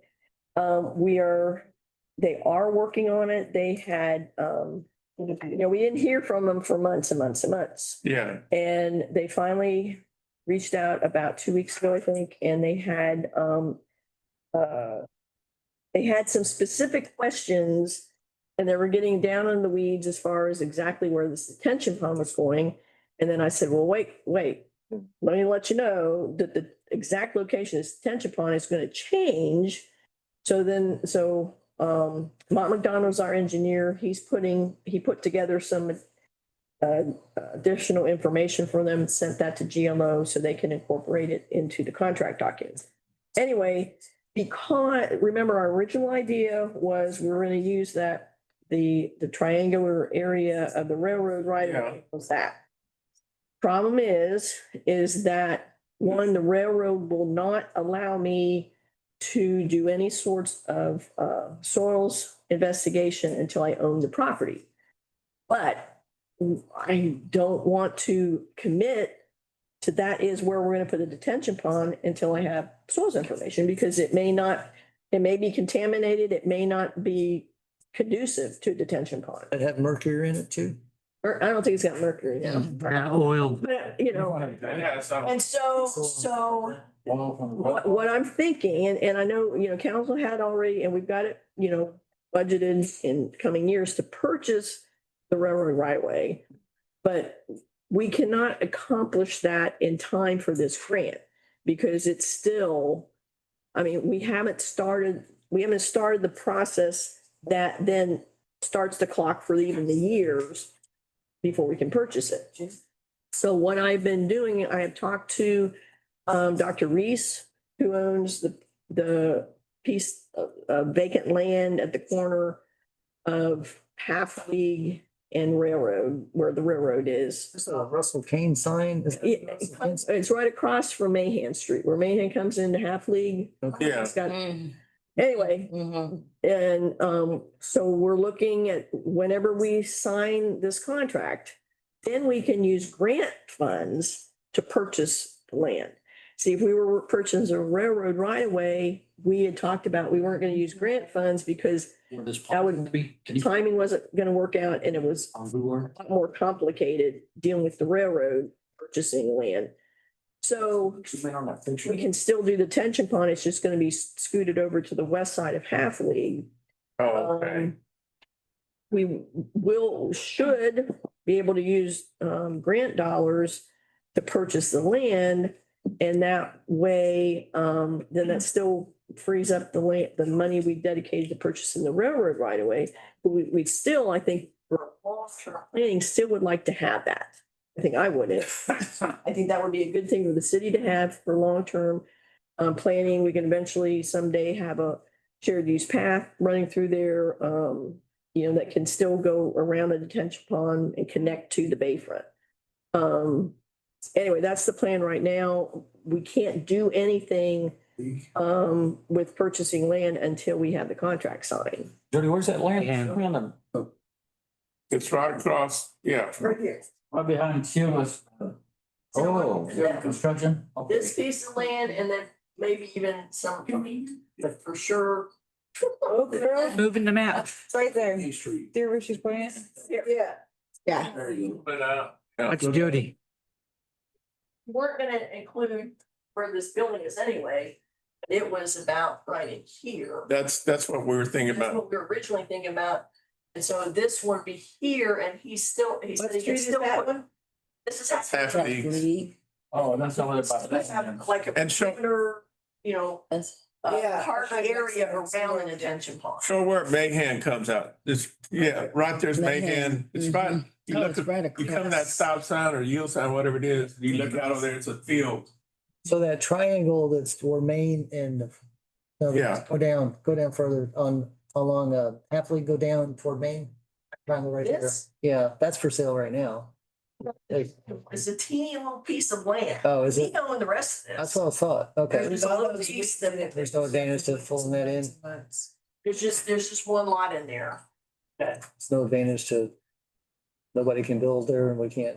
Don't seem like Everything we- Okay. oh, little stand, Daniel. That's where that Midco sign is, right? Yeah, Yeah. in that tree. Billboard. Too small. I know there's somebody that's been Well, calling Derek, the. and I was gonna reach out to the Economic Development Committee, but I was waiting for some more information, but somebody's wanting to see if we would be interested in leasing or selling part of this to put a communications tower right there. Oh, I why don't know. not? Yeah, Huh? I don't know. yeah, because that's where that pit, where the drain and everything is, right? That's just it's not a real user-friendly piece of land. There's not a whole lot that to me, again, someday this can all be like a linear park. with, Right. Shared use path that comes around and Yeah, that's, wraps around here. This could be just some open space. Yeah. But you're not gonna do a whole lot because this rail's gonna stay active. Yeah. We're not gonna do that. That will stay there. so Ms. Weaver, Put it down a little bit, hold Down? so Yeah. Marshall Marine, we don't own that building, or do we own that? No, No, no. no, No. they recited But that. right beyond it, it's city property, is that right? We own all this except for one piece here. We actually own this. And what we're looking at purchase would be all that. Okay, that sounds good. Apartments right there in the corner, go Mhm. up. There's apartments. The two-story, yeah. right Here. on. Oh, is it? Yeah. Oh, yeah. What about, Corner of Schoolie and Yes. Schoolie's up. Heavily. Up there more.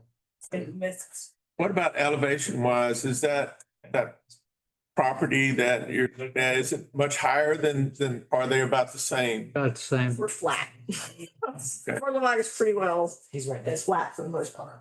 Okay. Yeah, I didn't see the mountain Jody's Dr. so close to my place. Is what? Dr. Woodward. Yes. Yes, he owns that. Ooh, wait. That big white building, it's like 20,000 square feet. Yeah. That's huge, over seven. But, and I think I think I've let you know that last communication I've had with the railroad is they are seriously looking at, because they recognize that they're being difficult and Okay. that they cannot sell this anytime soon, although they'd like to sell it too. That they are willing to, it sounds like potentially add all that to our current lease for no more money. That's the part I don't fully accept, but that's what they said. But they're still looking into that, whether they can just simply change our current lease, because we currently lease the land where the depot is, and just add all this to that. That would, And I told him, I said, I mean, we'd be receptive to that, but I don't want to spend all the money I'm saving, buy it, spend it in rent. And he said, no, we'll just add that to it. I So said, you pick up the leases on the build, like the feed store? yeah. I mean, in concept, I mean, I'm still waiting for details, but that's, You take them out to lunch and. I gotta go to Omaha, Nebraska. still have to do like maintenance to they got, it's pretty high. Oh, yeah. Growing up over there on the other side of Mayhem. I mean, there's trees growing in the railroad, I mean, that whole area needs to be cleaned up. If we lease it, can we dig our pond there? This is, again, the deal is there, I don't think a lease is good enough for the GLO to spend the dollars. One, and they will not allow me to punch a hole in the ground to do any soils tests unless I own the property, because they're afraid, which I can understand. If I do a soils test and I find something is wrong or something has been contaminated, and I say, okay, sorry guys, then they're on the hook to fix it, which I can't imagine there's gonna be anything horrible, but I We can. hold them responsible for fixing it anyway. Yeah, exactly. Yeah. Right. Well, and that's, And it's not disclosed to us. Or even that's the now. deal. I mean, that would be part of the deal, that they would not, they'd rather keep it and not do anything with it, not know. So they're not gonna do anything while they own it. Yeah. So if we just agree to get it, we're gonna get it as is. What's the soil test like that? Well, That's what it says. $1,100 cost. But if they're worried about us bringing a lot of attention to the site right there, we could even do that now. We're not doing that. No, I don't think these were, I mean, it's just so you know, in case, I mean, I think I've shared this, but you may not understand that DCQ currently has them, has an investigation going on this piece right here, that this Yeah. piece is being leased. Reading it, and actually I had to go through a formal public information request process to even get this information, because railroad wouldn't give it to me. And actually I went, our state representative helped me do that. But reading the information from TCQ seems very, very similar to what we had to deal with at the Harbor Refuge a couple years ago. And to where I'm pretty sure it's just gonna be a matter of, having to go in there and maybe remove some soil, take it to landfill, and call it a day. Yeah. But I don't know that for sure. And of course, they're working with TCQ, but I believe at a snail's pace. They're not in any hurry to do anything quickly. So the path forward is we're gonna end up buying that other piece of land. Make this work for detention fund, yes. But we can use grant funds to do it, Oh, okay. to purchase it, yeah. That sounds good. Is there any, Right, Tim? well, yeah, so what else for the drainage? What's the rest of the resolution of the drainage besides just the detention? It is, well, the conceptual plan, the preliminary plan show upsizing pipes north of there to get it to the detention pond. And then he's got, some improvements, at least point repair, if not fully switching out the concrete lining on the concrete lining portion of it.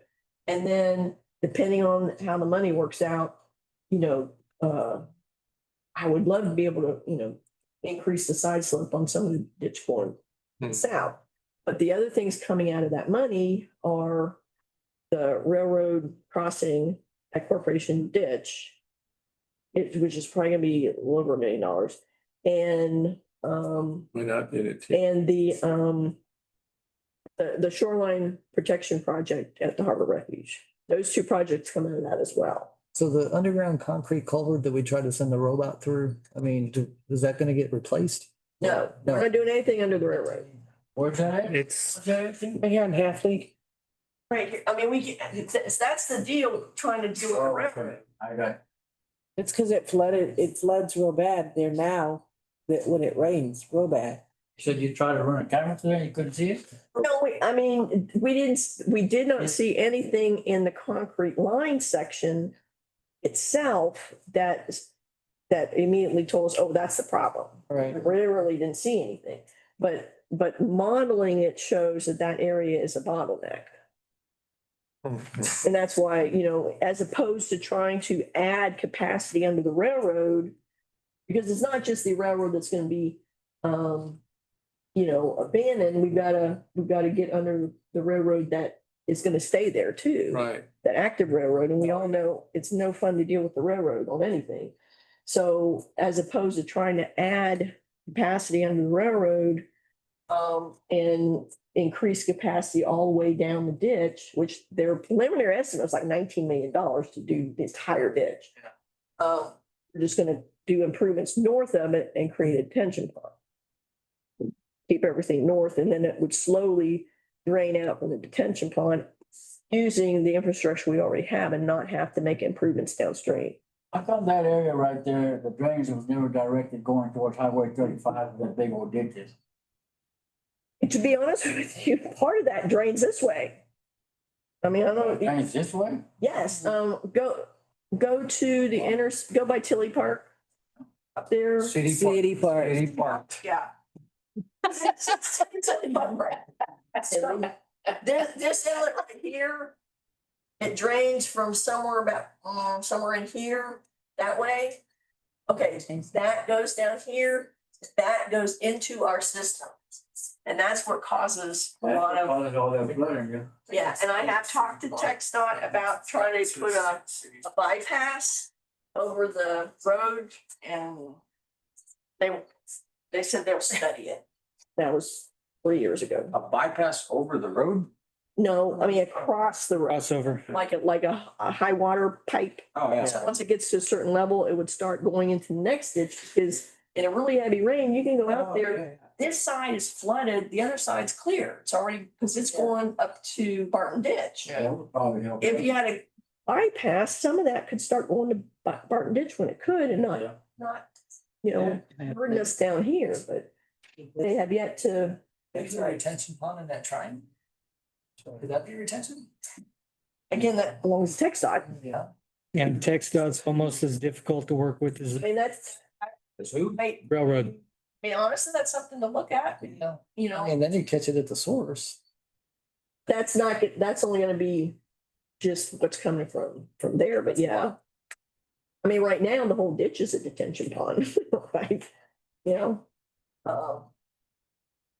That's something to look at. I mean, they might hesitate because, in their minds, that may be some interchange someday, It's gonna be our future freeway, but. Because, the right of way goes here and there. Because actually part of that parking lot, technically the southwest corner is in their right of way. Because we didn't know it back in the 80s when we built that or whatever. And it was Mike Williams and I did that, and we went to TxDOT and said, oh, oops, and they said, don't worry about it, we're not doing anything anytime soon. So they allowed us to keep it there, but technically it is in the right of way if they were to ever build an interchange. After so many years, it's yours, huh? Huh? After so many years, you keep it. All right, well. Okay. So that's where we're at with that project. Okay, so then the last project for streets would be Sanchez Avenue and Brooks Avenue. Saints, I don't even know. And I know this is when we get complaints a lot. Oh, I know where that is. Oh, man. What's wrong? Yeah. What's wrong? And this is something we would do ourselves. Yes, These, they're just little shell drives They're dead ends, yeah. and they were, they flood, don't they? yeah, they were private drives, and at some point, Yeah. my predecessors did maintenance on it and they became ours. Pretty awful streets. Yeah. Yeah. And I think what we were looking at is going in and put like an inlet where it turns and have some underground drainage a little bit. No, I'm gonna make them both valley. Oh, okay. We're gonna turn both drives into valley gutters. So the center of the road will drain out to, because the road is actually lower than people's yards. So in order to get it to drain, I gotta create a valley to get it to drain So out what do you to do? Put a Mahan and Wilson. how do you top it? What's the surface gonna be made It's of? gonna be asphalt. We'll put Actually. Creek Valley in the middle. Yeah. Yeah, Okay. a little valley, Yeah, I understand It's that. gonna be like this. Yes. Down the middle, it's gonna. like an alley. So that'll flood. That's after looking at it, that's really the only option I have unless we go in and put ditches on both sides of it. That wouldn't interfere with any water lines or sewer lines. Abandoned this road in my head here. Yeah. It's behind the houses. It's. You wouldn't know it's there unless, you know, and You had a big lot like this, need to be able to build houses behind it, and that's So- what they did. All those little houses back there, just little houses. or they Yeah. used to be little. Brooks Avenue is right behind my office. Yeah. Yeah, And then Sanchez is one street over. Go. And Brooks Avenue actually went through. But when the city took ownership of that property back in the sixties or whenever it was, they closed that off and fenced it in. They went through where? My yard. Really? Yes. Sure they fixed it. Hmm. Sure they fixed the ruts. Yeah. So on the streets plan, do we have like a schedule of what is the replacement cycle for all the streets in the city? I mean, is it like a 15-year plan or 20-year plan? As of right now, I don't have that, but I'm working on Okay. it. and we've got, what that soft, We have a meeting tomorrow with a software company to do the next pavement assessment. Okay. That will give me, I'll have everything color coded. And I can go through and I can put together an actual replacement plan. some of this technology is pretty slick and it's getting more affordable. We used to have a big map color coded. That was a 7-year plan, which was kind of, I mean, Aggressive. too realistic, obviously, because it's been. Yeah, I mean, that was, Yeah. yeah, But it was a start. I mean, it was a good start. So, but this will give us an idea, because that, I mean, ideally, you'd like to have what it should be, so you got a 15-year budget, so you can figure these out. And the software we're looking at tomorrow, we can put the cost, it'll actually budget it out for us. Nice. yeah. Is this integrated with the sewer and water also then? Yeah. Unfortunately, we're not that far forward yet. So we're gonna move into parks projects now. Which the first one we have here and, We take a 2-minute break. yeah. Yeah. Thanks.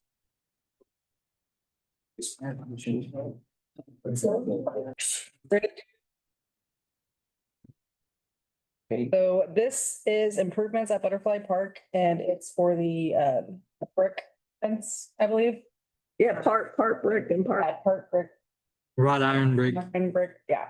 And this is scheduled for this coming fiscal year for. We've been talking about this for about 3 years, so we didn't want to move it anymore. We're So gonna. you're putting the fence up to keep the butterflies in? Really is wrought iron, not aluminum? I mean, we haven't really specified anything yet, but That's wrought iron. Well, I just, That's the style. the style. okay. What's the fence for? There's a consensus is that nobody wants to block the view of the canal, Right. but we can't have people climbing into private property. But in all fairness, and I did share with this park department, or Parks Board, we did take a poll of the community here about a year and a half ago. And I can tell you that people that live around there, They want they want a solid fence. Sure. It's just everybody else Foot fence. wants, the rough stuff. But bottom line, whatever we do, we need to, part of that fence is falling down. We've got to replace it. And so we got $40,000, whatever we need to do. I was just noticing, because wrought iron down here, is a paint hazard, you constantly. As opposed, I mean, realistically, it probably would be aluminum. Okay. all right. What's the project again? Where are you putting a fence? I don't understand. Around, it's like a perimeter. Backside of. You see where the wood fence is? It's just replacing part of the. Causeway? Yeah, to keep people from going into the causeway. See, this is the fence right here. Okay, you're just replacing that. Yeah. Yes, sir. Okay. And what we're thinking is, I'm thinking maybe part of it, maybe concrete or a brick foundation with some aluminum, and then the rest of it could just go back with the wood fence. But that one neighbor that's right there, I mean, is I mean, fence gonna go away? This would That's gonna stay, stay, and even part of this may stay. It may just Okay. be just the very. because I know he wanted like a 10-foot fence at one point, because he didn't want people looking over. Okay. Is that one? I don't think it would be that.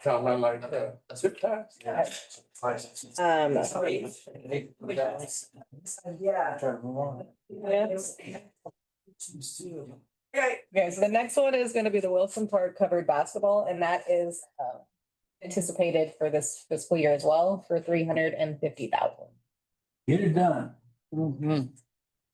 That'd be a good place for it. That'd be nice. For the upcoming. So where's this gonna be at? Where the court is now? There's not a There's not a car. court over there. There's no court right now. Is it taking a Wilson. field? Wilson. Oh, Wilson. Is it gonna take a soccer field or? This is, right? There is, Yeah. there is a spot for it. Basically, it's between the soccer Google, please. and baseball. Okay. Either that or they're. By the playscape? Ice skate. Yeah. Stay in Google Earth. Okay, there's one spot we looked at. No.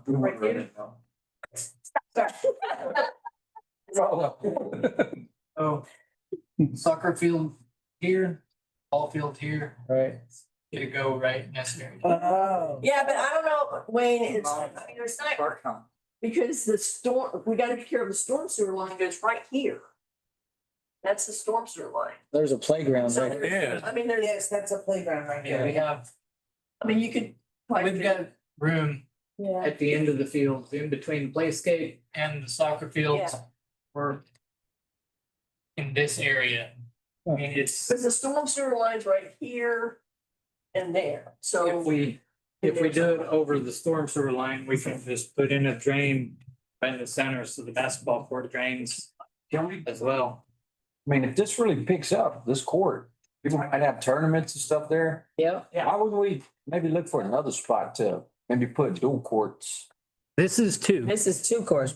Oh, it is two courts. Don't mind the picture. The picture's just, but it's two We're not courts. gonna cut all those trees down What either. about that open space on the left side of that road? What- Yeah, That's gonna be parking lot. This is on parking, I mean, the only other place I thought of, but I don't think nobody agreed with me.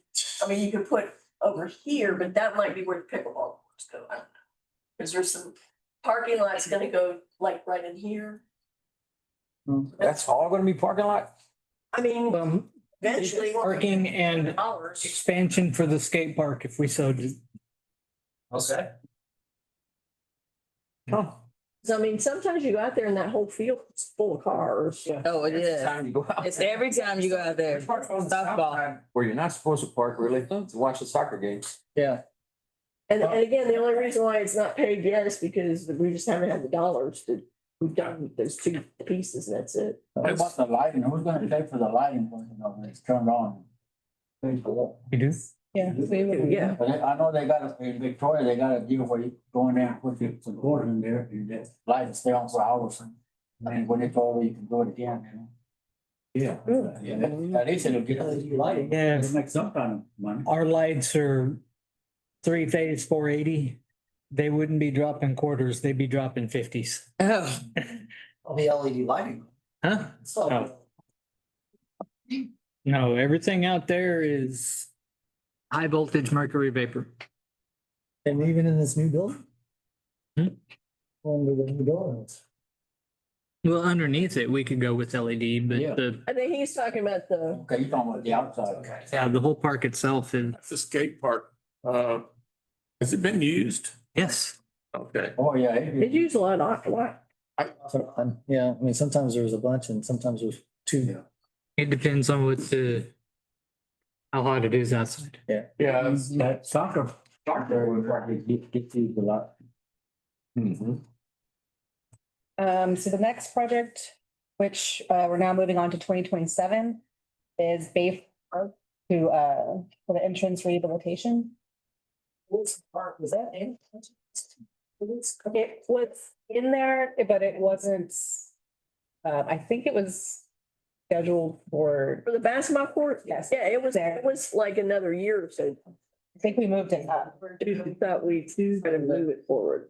It was scheduled for 26, 27. Yeah. Okay, Okay. all right, well then, there you go. entrance rehab. We've been talking about this for a while too. Turn lane, To add a turn lane, retaining wall, and spruce up the entrance / exit to Bayfront Park. So have we heard any more from Scully's about? Oh, yeah, Actually- appraisal.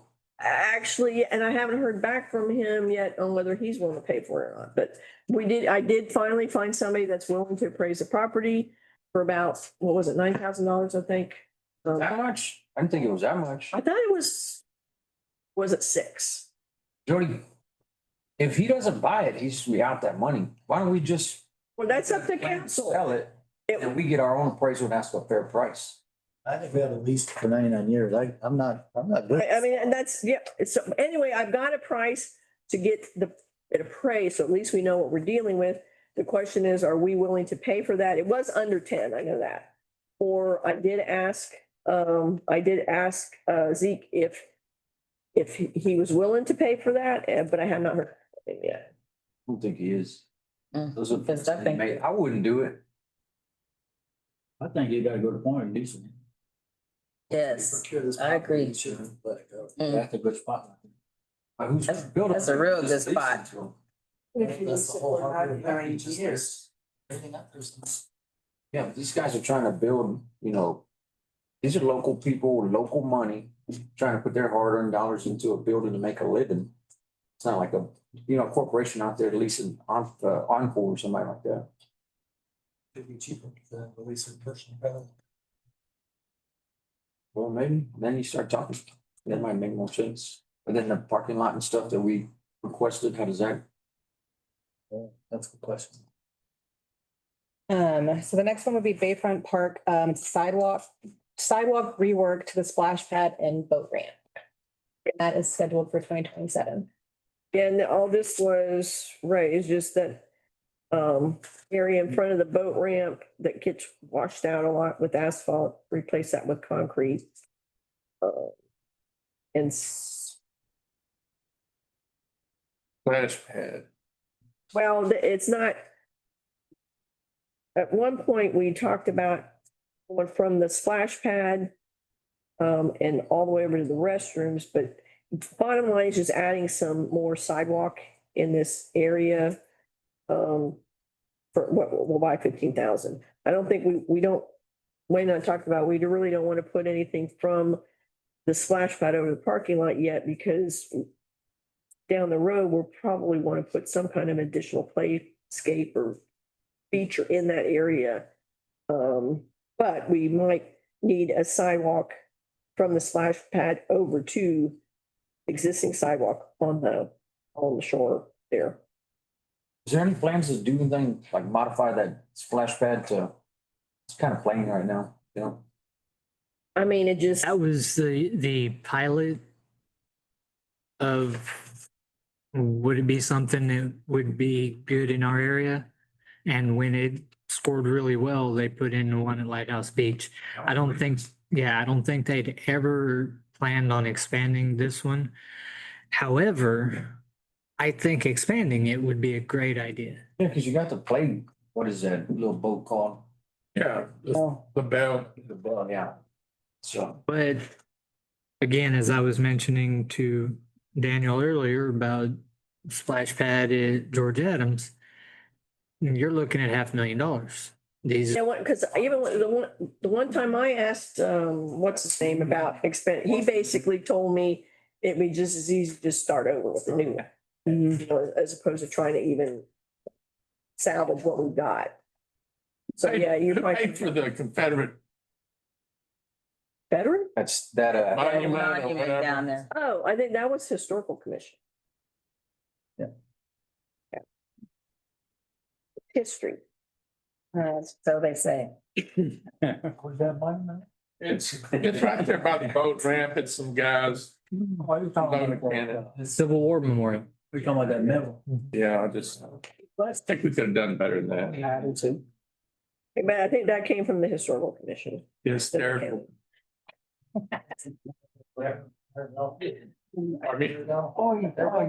French. You've been talking to my FEMA instructor? No. Okay, so then the next one would be Wilson Park pickleball courts, which would be scheduled for 2028. Okay, That's what I was saying. Those might go on the north. How many pickleball courts is it? Two, Two pickleball courts. for a start. Can we just paint lines on the Basketball two court? full court basketball courts? That's what they do at that Victoria Sports Center. Yep. During the day, it's pickleball. In the evenings, it's, well, volleyball or basketball. I think that would limit the kids. I mean, you could, but Kids play the league. I mean, there's more want for basketball here than there is pickleball. I mean, Can we make it all on the same slab so we kind of take advantage of that mobilization fee? we could. This is not the same year. I mean, we're talking several years down the road. And so This one would be I'm thinking up, on the baseball field above the skate park. Will it be covered? I was looking right in here. Oh, and it's, and The covered? No, it wouldn't be covered, but I mean, we could put like a shade over top of it, but you wouldn't want to build. in the basket. I didn't either, but I. Yeah, two courts with the possibility to expand to four depending on popularity. But I researched pickleball quite a bit and How good did you get? I researched several of the cities that have jumped on this bandwagon to build pickleball courts and went gung ho all into it, went overboard, and they don't get utilized as much as they expected. So rather than go out and do what they did and build big, let's see what our response is and then There's kids, expand as we need to. they got orange tape that they taped off at the high school. Like they make- And they're playing under the pavilion at the fairgrounds too. What's that, George? They have pickleball painted on under the pavilion at the fairgrounds, and that's where they're They painting. used to play a lot at the high school, the older people. Well, there's not any specific age group that plays pickleball. A majority of it are your older generation. Yeah. Gosh. There you go, Alan.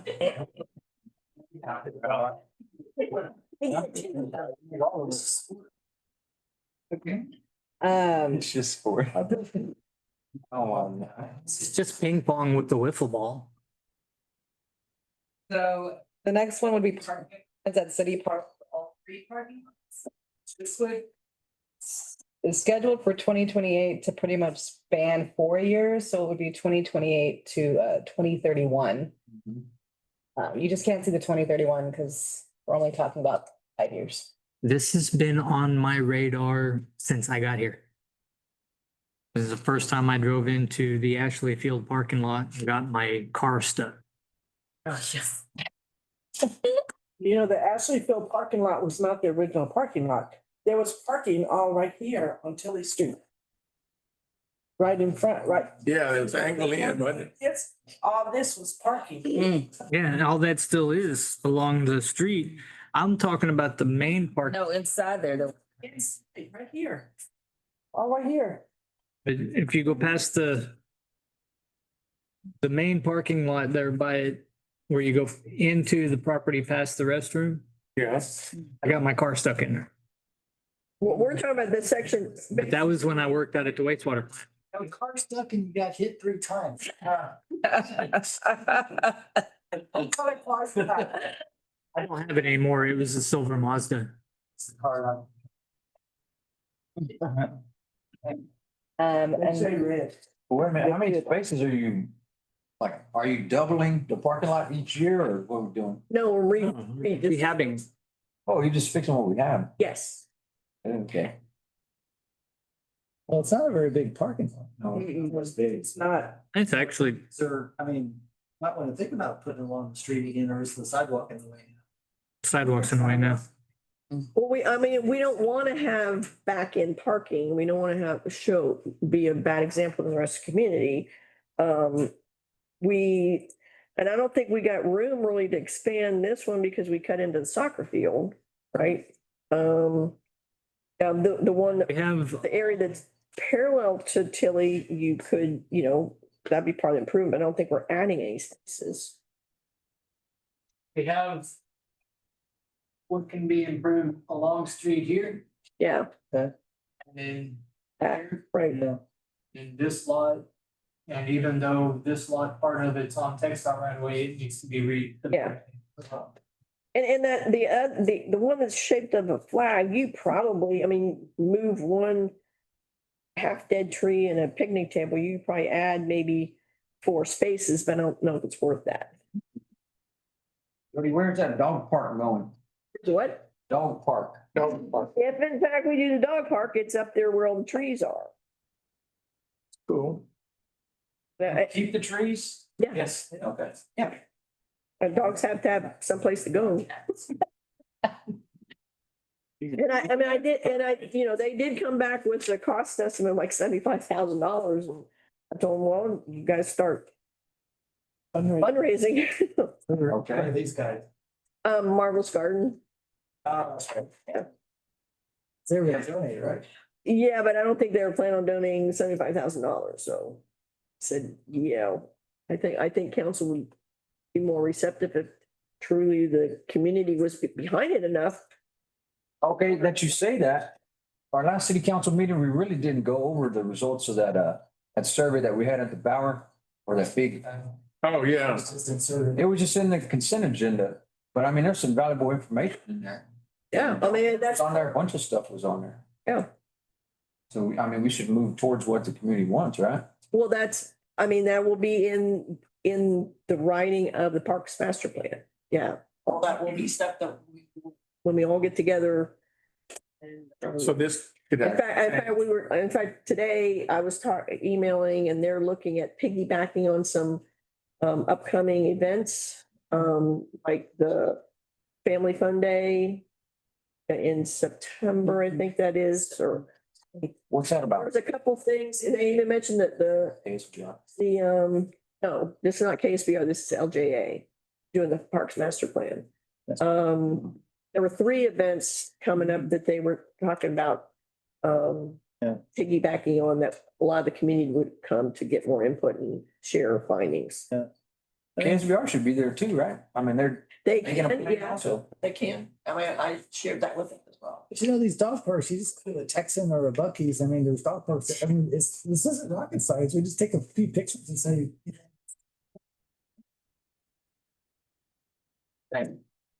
Yeah, like I said, I will be more of an advocate when I have more than 15 official dogs in town.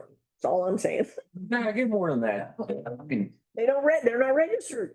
They're not registered. I don't know that they're official. A third of those are. you need a population of dogs in town? registration, should have registration. If they're registered or not. I mean, what are you gonna? Makes a difference because you have to be vaccinated in order to get registered. And you So got how do we know that they're reg- vaccinated? They're vaccinated. But what about the Fight somebody. dogs care if they get bit?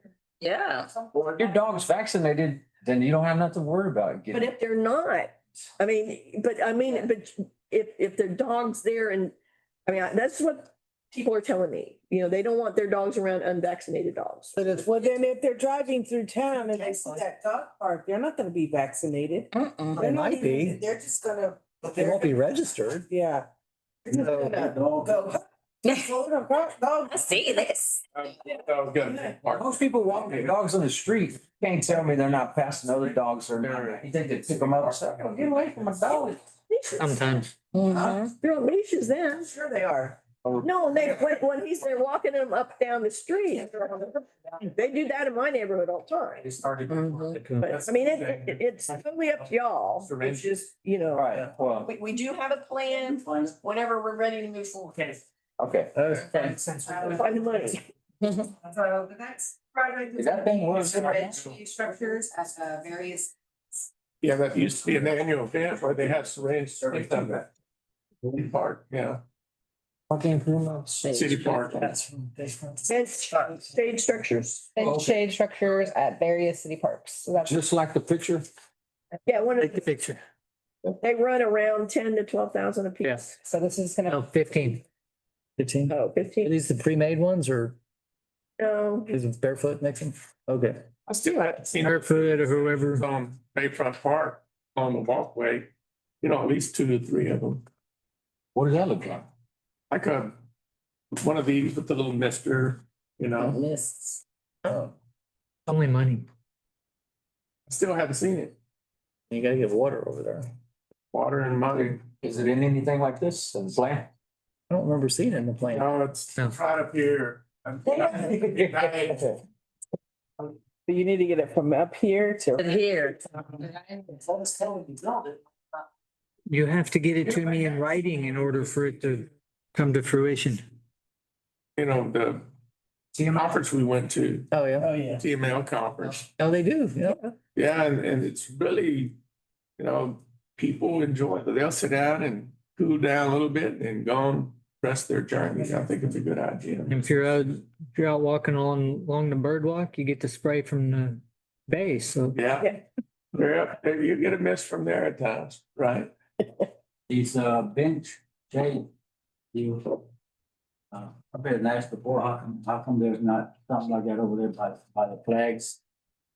Down there by the, well, these are smaller ones. but it doesn't matter, something better than nothing, they want some Yeah. kind of shade somewhere where they. And we could probably put one of those up there, over there. If it's too small, just make it big. So whatever happened with the shelter that they wanted? I mean, well, I haven't heard any more. Veterans wanted that, so they They got. were asking. for that. Yeah, that's. I mean, was that something that they were raising for, or is that something they wanted the city to buy? I had never understood. Yeah. They wanted. The last I heard of, they wanted us to pay for it. It just isn't. Yeah, I think they would help, but I don't know that, yeah, I mean, I think it turned out to be more money, plus we were looking at restrooms and of course then you need a lift station and. Down at the Bayfront. Yeah, by the VA memorial, Yeah, so by the because sometimes they have, like presentations and stuff like that, and they wanted to cover, because a lot of us are older and you can't stand in that sun for too long, so. I don't know, I mean, that to me, that needs to maybe be in the park, let's not forget that, in the park plan. Yeah. You put that in and make sure that's somewhere in the master plan. And again, stuff like that. I mean, that's something that, okay, that is something that would probably qualify for a small grant. Yeah. Parks and Wildlife.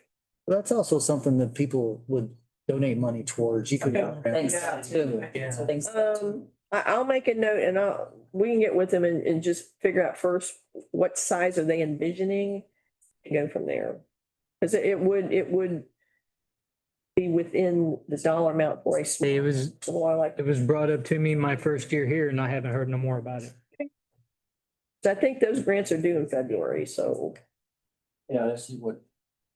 Yeah, I think Greg Falcone was big on. Yeah. Yeah. Because there are 50/50 grants. You'd have to come up with half the cost, but Parks and Wildlife would pay the other half if we got the grant. Okay, What Misters in there, so. yeah. Yeah, I'd like to have a misting station. Maybe we could put that over there too. I don't have water down there. George Adams, what have we been here? Pay for the water. This one is gonna be the shared use path from Bayfront Park to Skelly's. So that is a potential grant. Good. Now. Will this be partly boardwalk or is it gonna be sidewalk? No, this one, essentially, this is the project that, right now, this is the project that we applied to Parks and Wildlife for, Okay. that we did not get. And so I was planning on at least applying to Matagorda Bay Mitigation Trust. So we kind of wanted to budget the match in case we got it. Because if we get it, we can start right away. So Chocolate Bayou Park, they put asphalt and so does Rockport. Their parks are, a lot of them are asphalt. And so would that be less expensive than concrete? It'd be less, down here, I don't know, to get material down there to do that, and the maintenance would be a nightmare to get down there and make. To walk on it. Then What you say? I don't know, asphalt instead of. I'm not a fan of it. I know. Get the encroachment on the edges. Chocolate Bayou Park's holding up pretty well. And I know the one at Rockport, I don't know if they maintain it or, but I mean, it's a pretty good, it's on the south side. I mean, you would, the only way, I mean, to me, you'd have to put, to me, it would have to be hot mix, not seal coat. No, it's a reclaimed asphalt. Yeah. It's just reclaimed asphalt and they just spread it like you would cinders. And honestly, it probably isn't any, Yeah, there's a base. it's probably not any less in cost. It would just be different. I mean, I've asked Matt. Pretty bad. After a few years, they start to. I know, that's right. The You're sometimes to be Sink in and curb it too. 10 years. big downside to those is being that it is asphalt is the temperature. Yeah. And most of what we got going here is gonna be unexposed, so it's gonna be hot. Crack. And I don't, you know, I mean, I know they're riding bikes out there. It's just, you know, there is a need for more point repair on asphalt There than is. the concrete. And That's, it's just a thought. I don't, my gut feeling because of where it's at, the dollars wouldn't be that much difference, but I mean, what, you know, that's something we can. We'll get to that. I'm not opposed to it in an area that is stable. Yeah. But some of this would have us going through the wetlands. Well, that'd be, But on that, what I am planning on doing, and I'm right now, I'm just waiting for Max Place to give me the price. I'm just gonna go ahead and have him, because it shouldn't be more than a few $1,000s right now, to go ahead and make application to the Corps for a permit across the wetlands with the boardwalk, just like we're fixing to do. It's a flow through decking on that. Go ahead and get the permit for that. And then instead of having to come up to Randall and everything, just come there and just cut across wetlands over to the, no, I think that's good. I mean, that may cost us a little bit of time because if he starts on that permit now, hopefully we would have it this time next year. If we got the grant, that's what I'm hoping. And, but I'm waiting on him to get back with me on that. But anyway, I do plan on applying for Matagorda Bay Mitigation Trust grant, asking for about 500,000 and, you know, with a match of 200,000 and see what happens. And if not, you know, Parks and Wildlife told us to apply again. And so following that, we have cabana structure at Butterfly Park / Brook Hollow. I believe that's just one cabana. I think this is budgeted this year, but we didn't think we were gonna get it done, so we. Yeah, budgeted. it's rebudgeted, but this probably isn't gonna be there because I finally got the quote today. And then that phone call I stepped out for is the second quote that I needed. So that's something that'll be completed before the end of the year. Is that Yeah. How much is it? 15,000? Okay. Are they using that park a little, Joe? The Butterfly Park, does it get?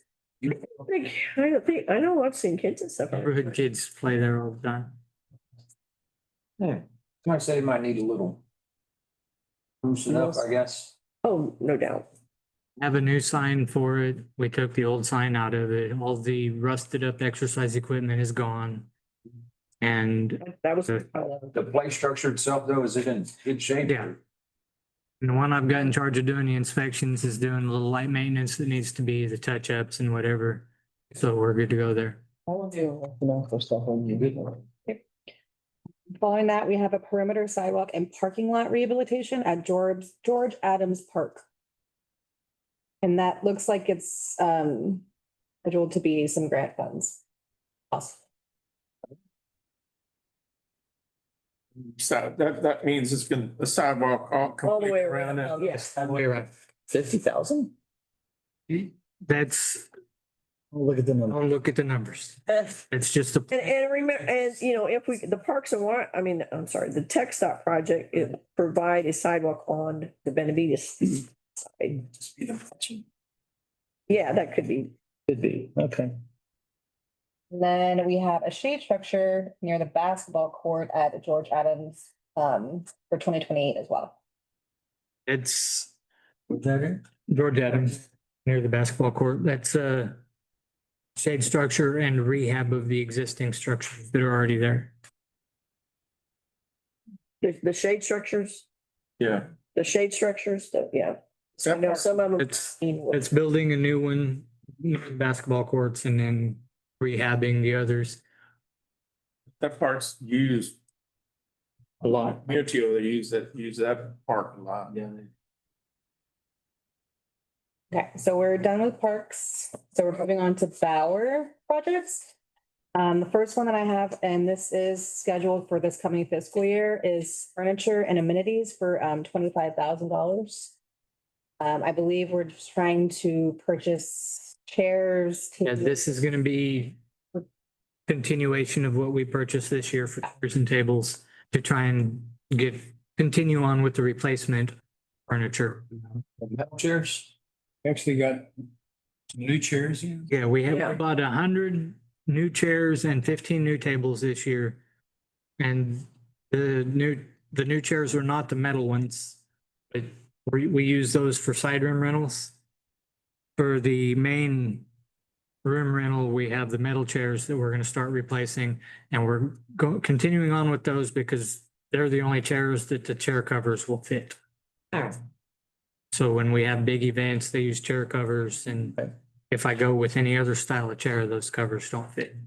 Yeah, they do. So is it all round tables? No long tables? So there's both. You're gonna store all those tables? And we currently store them in the side room. Enough room in there for them? Yeah, because we're just replacing, It's them out. we're just rotating out. We don't need any more than what we have. We're just rotating out. But I was a little bummed out that the windows were not available for viewing to see the bay at the event we had on the weekend. But I was told they're using it as storage in there, right? There's a bunch of tables and stuff. No, that's, our storage is on the other side of the building. Which they have little. The side room is not part of the main rental hall. And that's where they do the Rotary lunches and small events. Oh, would they have the window? They had it closed? Yeah. I guess they just had the side room, If you only rent the main event hall, the side room gets closed. Who rented it for the event then? that was the chamber. I don't know. I don't know if there was any conscious decision not to do that. Yeah, right. I wasn't in on that. They keep the wall up unless there's a reason. Something if you leave Because it costs more to cool the whole building if that wall's down yeah. than it does if that wall's up. Oh, yeah. I don't know that there was a conscious decision, but that is default, I guess. So there was some small traffic through there. I know people would have hoped for, but there was a lot of out of town people. I was surprised too, from Edna and wherever else, but they could see that view of the bay. Wouldn't that be nice? Yeah. Maybe we'll cool that place next time. Well, the back part, and I didn't even honestly pay attention. But usually the kitchen part's open. Open. Yeah. That's what you're saying was closed. Yeah. Yeah. I didn't even pay attention. I I don't know if that was a conscious decision or was left over from It the. might have been closed to keep people out of the kitchen area. I'll check with Tanya. How many long chairs or long tables are you guys looking at getting, you know? I don't know. I haven't got the count yet. I know when, you know, when the church has their event, we usually have to bring in about 55 tables. So, because We won't be that many. Tables is long. Whichever one we need. We have both. Okay, I was just wondering what we were purchasing. So another power project that is scheduled for this coming fiscal year as well is the replacement of the light poles up in the parking lot. And this come one because we had windstorm blow through and blew one of my lights down.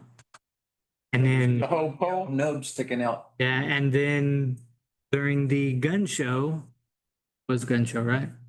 Or it might have been a fishing tournament. Somebody hit another light pole with a forklift and knocked it over. So when I went and inspected, there's no strength left in the bottom of these light poles, so they're just an accident waiting to happen. We got to replace them. So next year, 100,000. are these gonna be solar or are they gonna be powered? They're gonna be exactly what they are. We're just changing the poles. Yeah, the lights, The lights will stay we're not replacing the lights, just the poles. poles. Okay, I got it. And the poles are like 18,000 a piece. It's the bolts at the bottom that are deteriorating. No, it's the pipe itself that's welded to the plate. I mean, it's about as thick as my pencil lid. Are they like 100 years old already, or do we get good life out of them? They were Whenever the Bower was built, Yeah. 9. Yeah, since the building's been up. Are we going back with the same thing exactly, or something more durable? it'd be an aluminum and be more durable. Okay. Huh? No, it opened in 89. 89? And there's steel, Yeah. it's steel poles there currently. I mean, you got good life out of them. It's just, we want something that's gonna last a little longer, and I don't want to get a call late in the evening saying the light poles fell on somebody's car. 35, Yeah. 35 years. So now we are on to police department. Police. And Colin is here with any, Yes, and Colin is here for any questions. The first that we have that is scheduled for 2026 is the replacement or installation of some cameras and microphones for 31,960. So is this in addition to the cameras we put in when we put in that nice fence? It's additional. We're not taking those out? It's to, put in as far as the juvenile holding area and all that to make it all together. There are basically 3 different systems. So we're gonna connect into the existing system and not get rid of it. So it'll all be kind of combined as far as they can. Another item that is scheduled for 2026 is the purchase of radios for 27,327. And I believe that's due to compatibility, right? Yeah, I believe that was the console, far as that goes. Yeah. Yeah, this is to have the ability to actually dispatch from the PD. Everything got moved over to the new place. Mm-hmm. And so this is just so in a secondary in case everything goes down, like we learned in Harvey when it did. It's just another opportunities in case if we become the Alamo over here and then, This is just one big backup dispatch system. right, big console. We had 2. But This is where we say 10-4. Would the county go in on this since it's backup for the county, really? I mean, it's like I said, it's for as far as police.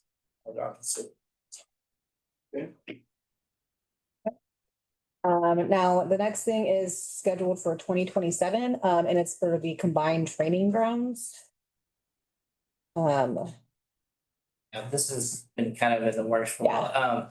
The EMS has actually finished their actual training building or room out there. So that's up and this is just our contribution to it. Idea. Of course, there's already the fire range is out there. There's also basically a lift station was there too. So it's just trying to get together as far as figuring out what we want to do. Do we want to reskin the old pump station and use part of it for storage? But the idea is to have team training as far as like fire EMS, especially when you have active shooter situations and stuff like that. So. Yeah, I think that, I mean, this year we would, because we don't have an exact defined scope on exactly what we want, but we need to work on that this year. Exactly what we want so we can price it. Right, I think it'd be cheaper because of all the street projects and be able to build burns off of. All of You the, gotta move any. all of the dirt work could be done in-house, so it's just structural. In other words, the 300,000 may not be 300,000. I mean, It's just kind of a placeholder. You guys already shooting out there? we shoot at the big gun. Yeah, like a big gun club. Okay, out here off to 90. Right, and the deal with Bay Gun Club is that it's on a landfill. So you can't do anything, major improvements to it. Yeah. Can't dig as far as redoing things. So you're Your wanting, existing structures, you can paint it, you can maybe replace it in, but as far as doing anything else. And we can't rebuild berms, we can't do anything. What do you wanna do? Like what, I mean, you just wanna shoot a gun straight at a target, right? Like what else you might? Yeah, so there's several different trainings that we do. We have 4 shoots for it. So one is a night shoot as far as, another is shooting from vehicles or getting out of vehicles. Oh, Another is of course dynamic entry. There's their firehouse out there, so we've used that before. So you know, piece of art, some walls that are in there, movable, like make it from a 2-bedroom to a 3-bedroom house. So they go ahead and do a search and rescue in here and they use and done for her. okay, yeah. So joining between us and Okay. spruce of that build out there. We rent that out for all then? No, we're not. No, but the county does go out there and use it also. Okay. Do not allow them. These other revisions, I mean, do we want to partner with the county on this? Or I mean, what, they have their own place that they go to? They use Bay Gun Club.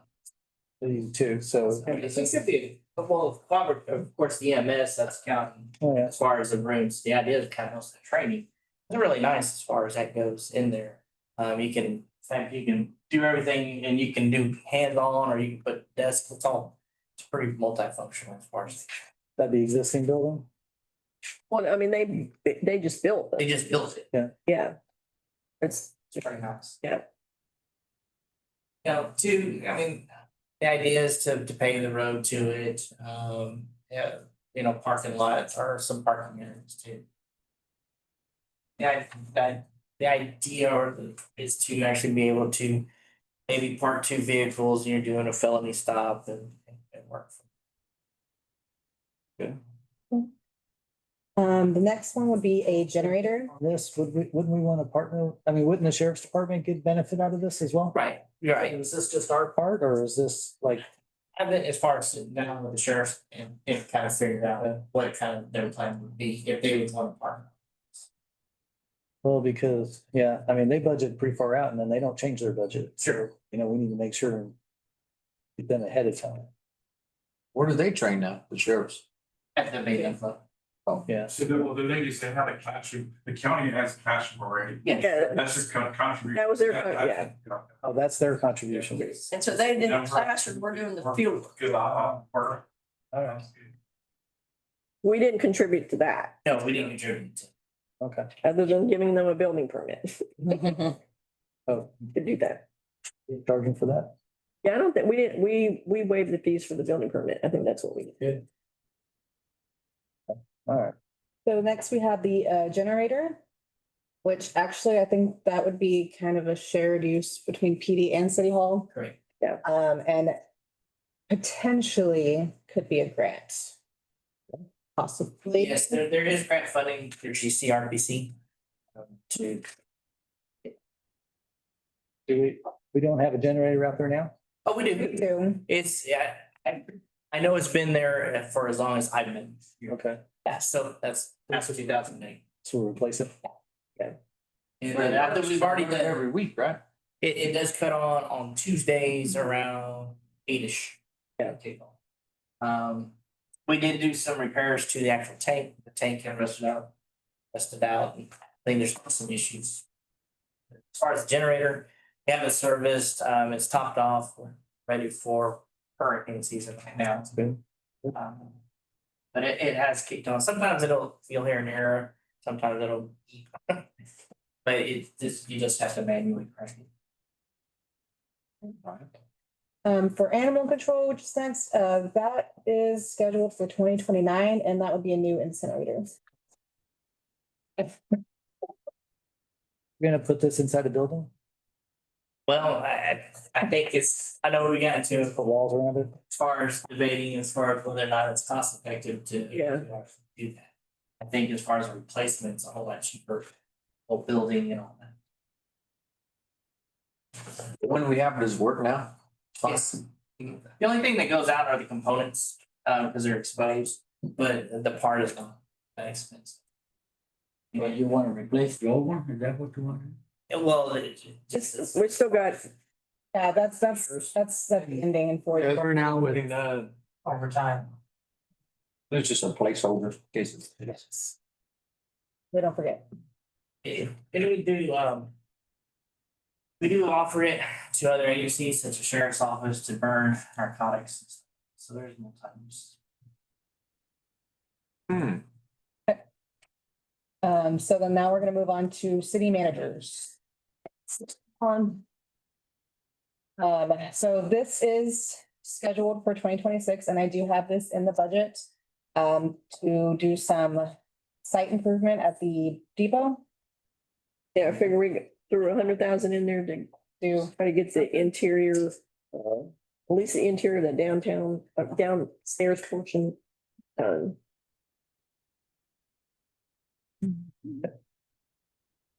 What it looks like now.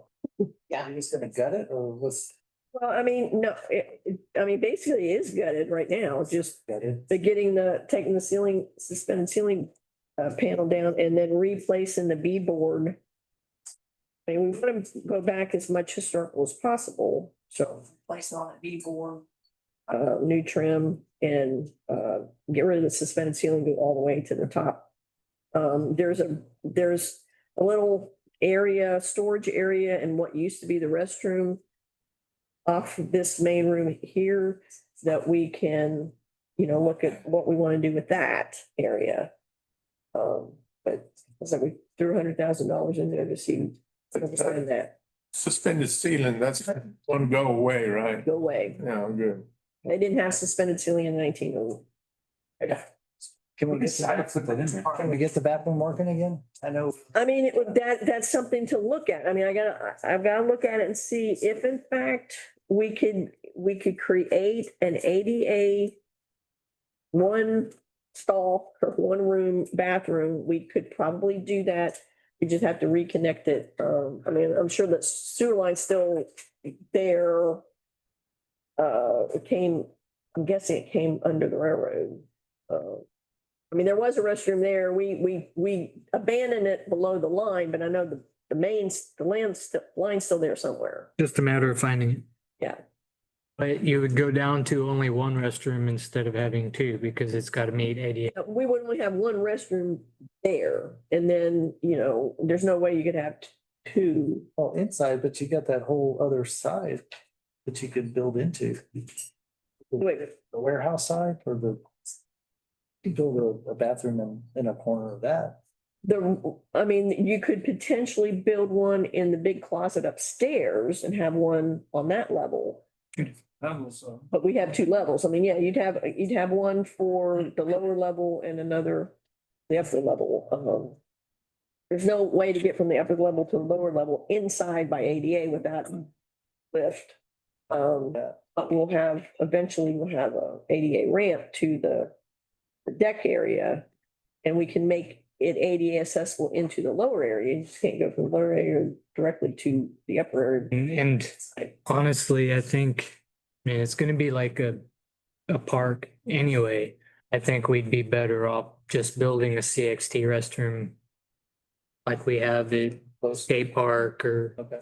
But look into that, and I think at least the objective this year is at least get this main room cleaned up and get it cleaned up, and then we can decide what that what used to be the restroom area and storage room. And It's a meeting area or something, it's nice to have a restroom inside as opposed to having to go Well, if we, inside and down. the idea is to go as historically correct as we possibly can. Nah, put a restroom in there. I mean, I mean, I'll clarify that we don't. So we don't need to go historically accurate to the point that we're going to apply for a National Historic Place. Because to do that, we'd have to go replace all the windows we just put in. And some other, yeah, I don't know how they would look at some of the stuff we did, but I think the general idea is to try to keep it looking, historically accurate, but not precise. Be like a museum to what we used to do here. No, but before we make any definite plans, I'll make sure we'll workshop it, or I'll get with y'all. We did want to put some money in there so we had some money to do something with this year. All right. Okay, so then going forward, we have the purchase of the railroad, which is, we have it in 2028 right now. I think that's realistic. Yes. Then for this year, we have generators for the Bauer Community Center, which is, This is assuming we get the grant. We still don't know that we actually got it, but if we get the grant, that will be our match. 78,000. That come from the hot fund, the match? I did look this up the other day because I was just curious. Yes, but I would tread really lightly. Yeah, it would be, It has to be a purchase somehow That's better. brings tourism. I mean, yes, I guess, I mean, you can. but again, we have to go back to what we told them in our grant. I mean, the grant. What's the reasoning behind it? Yes. The reason for this is to provide a cooling and heating center. For citizens. We call it or seasonal. Yeah. Something center. Anomalies, Yeah, what? or seasonal anomalies. Yeah, but there's a word for it I can't bring to mind right now, but So it's a shelter, not. yes, for our residents. Okay. Yes, not for tours. It's a byproduct that it's, oh, by the way, now the Bower will have power, but that's not the primary reason. Yeah. We just thought you could, but it'd probably be better to use. I think it's- hotel motel, on other things. I would prefer to not, just to say, It could be questioned. it could be questionable. And that's hitting legal stuff. This is one big generator or two? Yeah, one big generator. One big generator. Okay, so the next would be the Living Shoreline Breakwater, which is full grant. I believe this was being labeled as a ports and harbors CIP. But it's really not. But it's not a port and harbor asset. It's in harbors, because it's not, all of it is not ports and harbors. So it is technically a general fund grant. Because the purpose of it protects the shoreline. Yes, It's not necessarily just to protect. that's just why you're seeing it in general fund now. But it is 100% CDBG.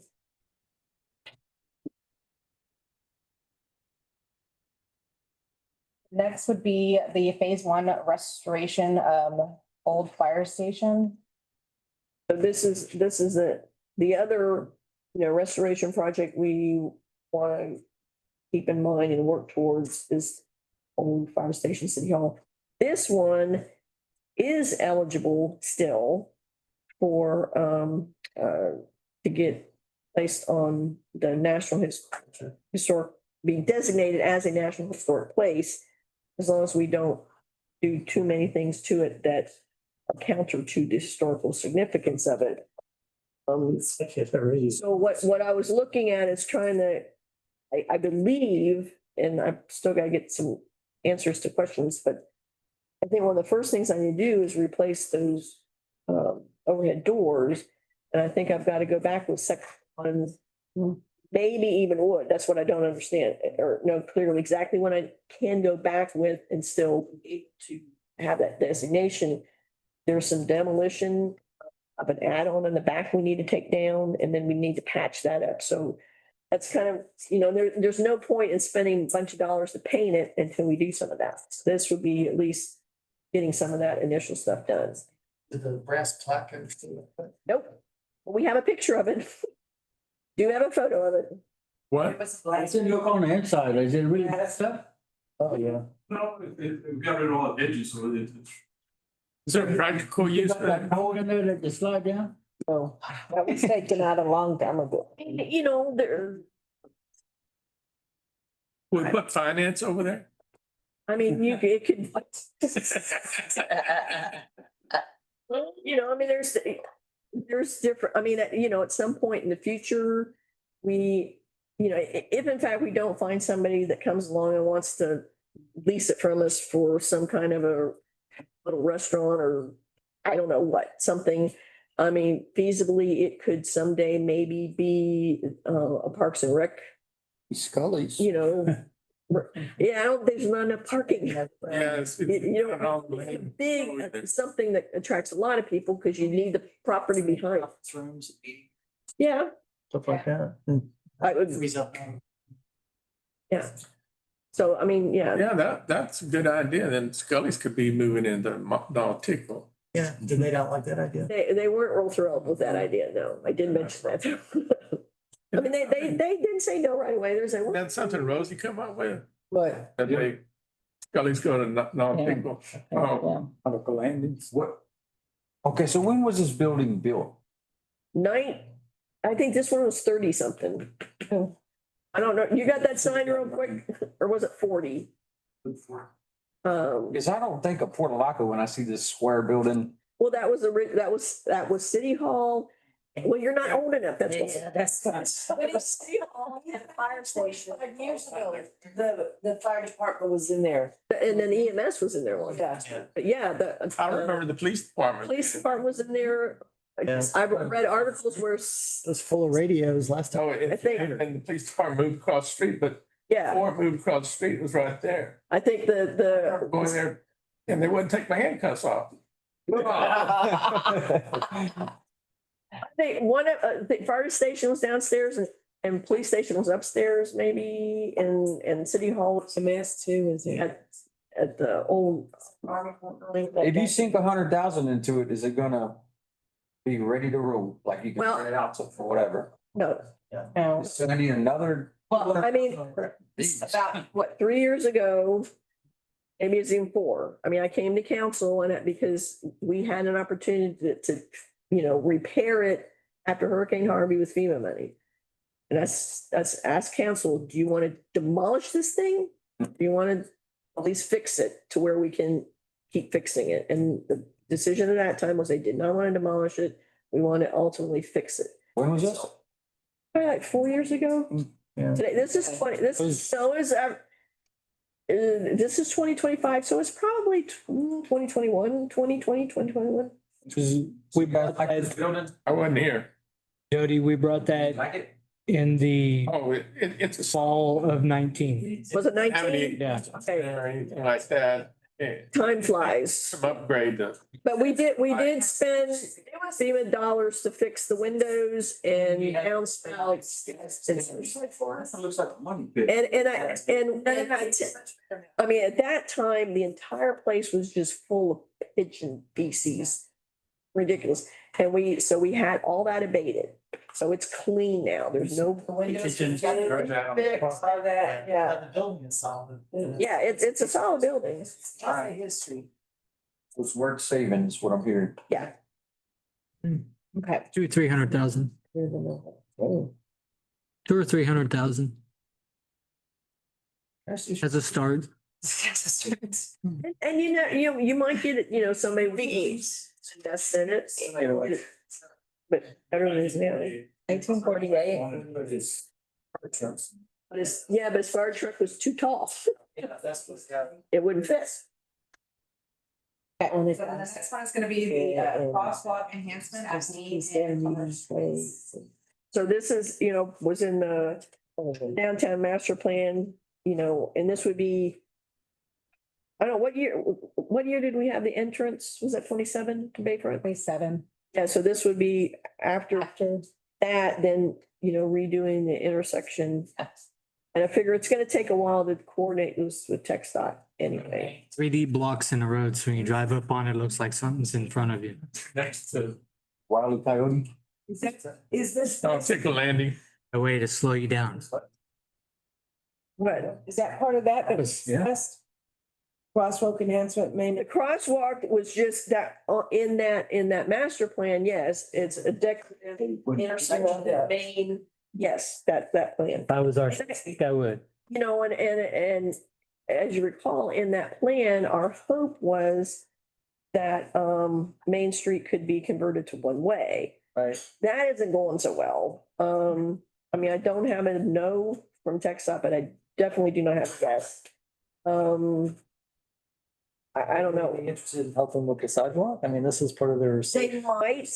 They might, I mean, because I think we should be able to do the improvements that we had planned on Commerce Street. That there shouldn't be any problem with that. Okay, So, that's too. that is something, and I'll visit with them that, 87 and 238. and honestly, if we think about this, the next TA grant would be in 27. It potentially could be an alternative transportation grant because we're redoing the sidewalks, and I mean, it's iffy, but maybe, but be something to discuss with them. You just gotta fill out the application creatively. Yes, TA again, Jordan, what's that? alternative transportation. Well, that's one way versus two way. Yeah, but commerce is still two-way, but there's a median in the middle, and we be expanding, I think, the sidewalks a little bit. I don't know how they look at that since they just built them, but So the grant wouldn't apply to 87, it'd just be on 238? I mean, it could be on 87, but that's what I'm saying, though. I don't. It could, but it's still 87. They're not gonna let us do one way. The only way we can do one way is if they figure out a way that they can give the city those 3 blocks. That's what they were talking about. That's the only way it will happen. Yes, that's what they told me, that. They said they're not gonna be able to do it, but there's a way that they could convert those 3 blocks and just up and give it to us somehow. You gotta remember, Victoria is different than a lot of, or Victoria or Yoakum district. Our district is different than others, and it's a little harder to deal with stuff like that, I think. They could stop 87 at Virginia Street Yeah, and just give us the rest. and that's, But that has to come from TxDOT. That's not, our Yoakum office can make the recommendation, but it still has to come from Austin. but they did, and here about a month, maybe 2 months ago now, they did send me some paperwork to fill out, make the request even more official than what we've already done, and I gotta finish that up. I can't, Congressman Powell, or I don't think, first maybe, state people. I mean, that's what they're doing all it's gonna these take. beautification in all these other areas, I mean, it seems like we should. I would think, I don't know, they were telling me, initially they said, we can do it, but this is not the correct political environment to do it. That was like 3 years ago. And now they're telling me it's no different. But, anyway, but I still need to do the next step and fill out whatever they sent me. All right. All I'm saying, they're not excited about it. Yeah. That's where we can get creative. But we'll Maybe LJA can help. and we'll try to keep any opportunities open for grant dollars for sure. We have new station on Independence Road. This is in general fund because it's considered economic development. And it's scheduled for 2028. And again, that's, thinking about potential development, just kind of putting a placeholder to kind of think about. Hey, the TERS is not gonna fall in there? I mean, it would, if it would be eligible for that. We do establish the TERS, then we could use TERS dollars for that, yeah. We won't have any TERS dollars at that point. I don't know how much, I mean, I don't know how much, Good. we don't have the study yet, so I don't know how long it takes to get how much money. Money into it. That'd be cool. So then for the coming fiscal year, we have phase for upgrades, the city hall security upgrades for 4 and 5. And this is, yeah, the Construction for 4, engineer or design for 5. Yeah. So 4 be. I mean, actually first started, it's being advertised Wednesday. And so I think we're bringing that to council for award at the September meeting. Yeah. And then the design for 5 would be permits. This coming year, because as you probably noticed, we're like a year behind. So with this year, we just, okay, we'll pay for the engine, the architecture, and then the construction the following year. The next would be the drive-through awning. So last year we had budgeted 75,000 in CIP for the replacement of the tube and to do an awning. We got the new tube. I don't see the awning happening before the end of the fiscal year, so we're just re-budgeting for the awning portion. Okay. I'm hoping to get it done this fiscal year, but it's hard to tell. Danny and I are skeptical. That's fine.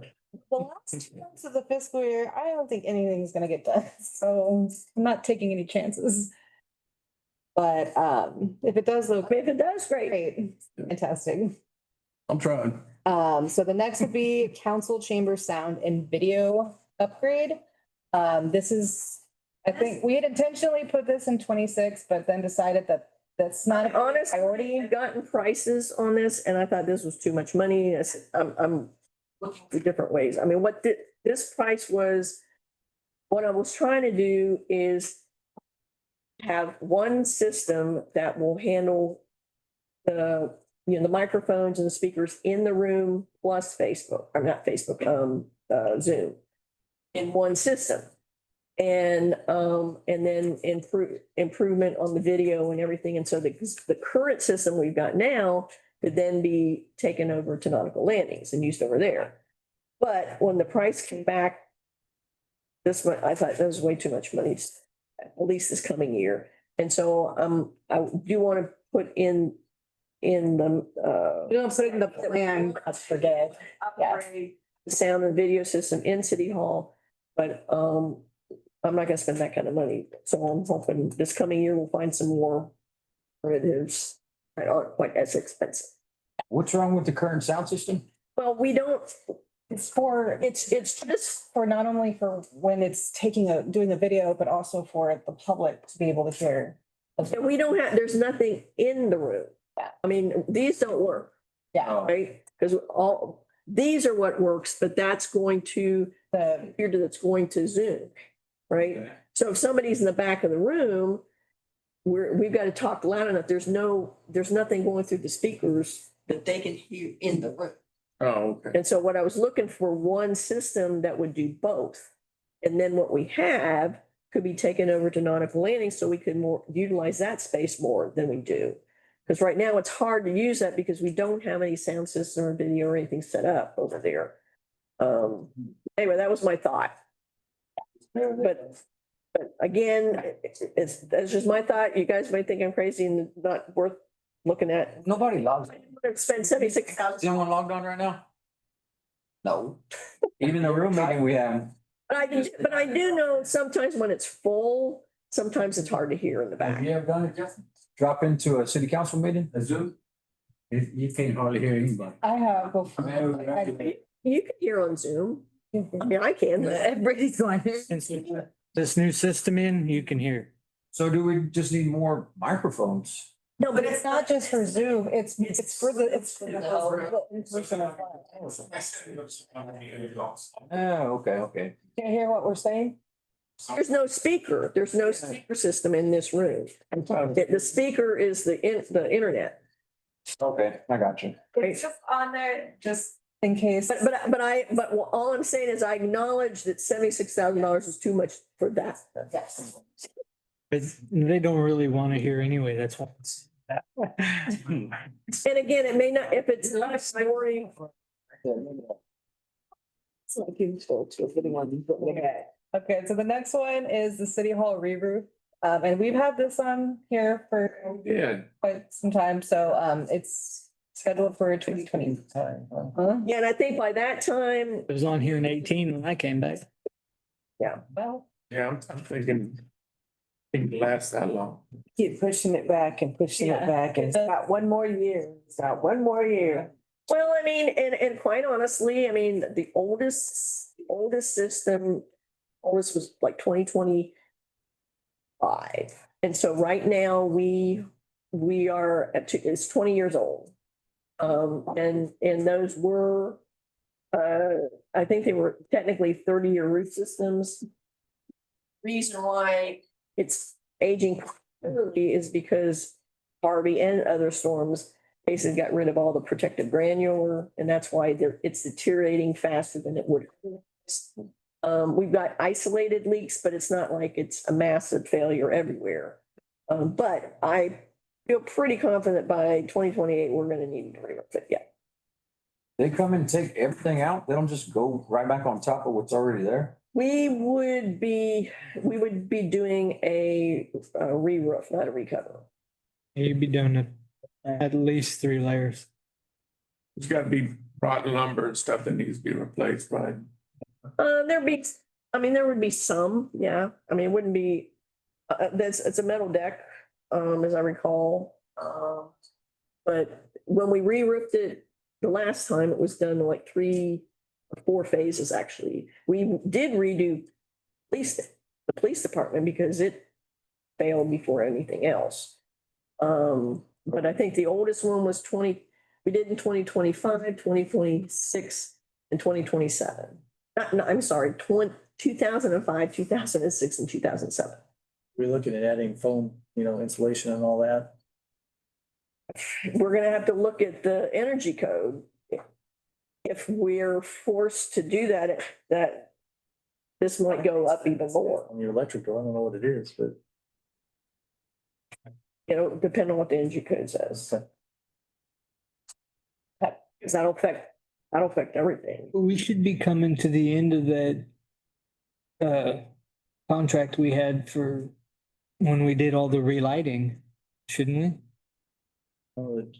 I think it's still got another The efficiency. so on that. But what I'm saying, if we had to add ISO to this, the AC units are gonna have to be raised up too. Yeah. We have to add thickness to the insulation. Which is one reason, why the hospitals cost us so much money. We don't want to spend that kind of money. And we don't want to do that until our contract with, I forget what company it was, but our energy. I mean, honestly, if it came down to that, then recover would be an option. The reason why I was hesitating on that, because a recover is going to be about the same cost as a re-roof, but I'm not factoring in if we've got to add insulation to it. So we'll be looking at that. so moving forward, we're in fire department now. Yeah, which department are we, but, Hey, Joe. Fire department. yeah, there's 2 stations. Where, we Oh. down here, or we put it over at, The restroom is going to be at isn't it right? Austin, Station 1 off the street. Austin Street. That's, our station does not have a ladies shower whatsoever. Yeah. That's not acceptable. We're gonna try, it's budgeted for this year. Yeah. But our neighbors, haven't been able to get over there. So where to go? I know it's Austin Street, but exactly where in that facility would it go? We have a closet where all our telephone systems are located at. It's work on that, yeah. Oh, It's big enough. it's big enough. Then we have some self-contained breathing apparatus replacements that's scheduled for this year, and then for the next 2 years for 75,000 each. What? One of those. They're getting a lot better. Okay. And then another thing that we, So Joe, sometimes you get grants for this kind of stuff. Is that right up? Yeah, we get some grants. This year I'm gonna apply for a grant for, what helps me out a lot is volunteer fire department. This year we're gonna apply for a tanker. Forestry Service got a lot of money to work trucks. But for a fire department, all they give us is $250,000. That's usually for a smaller little truck.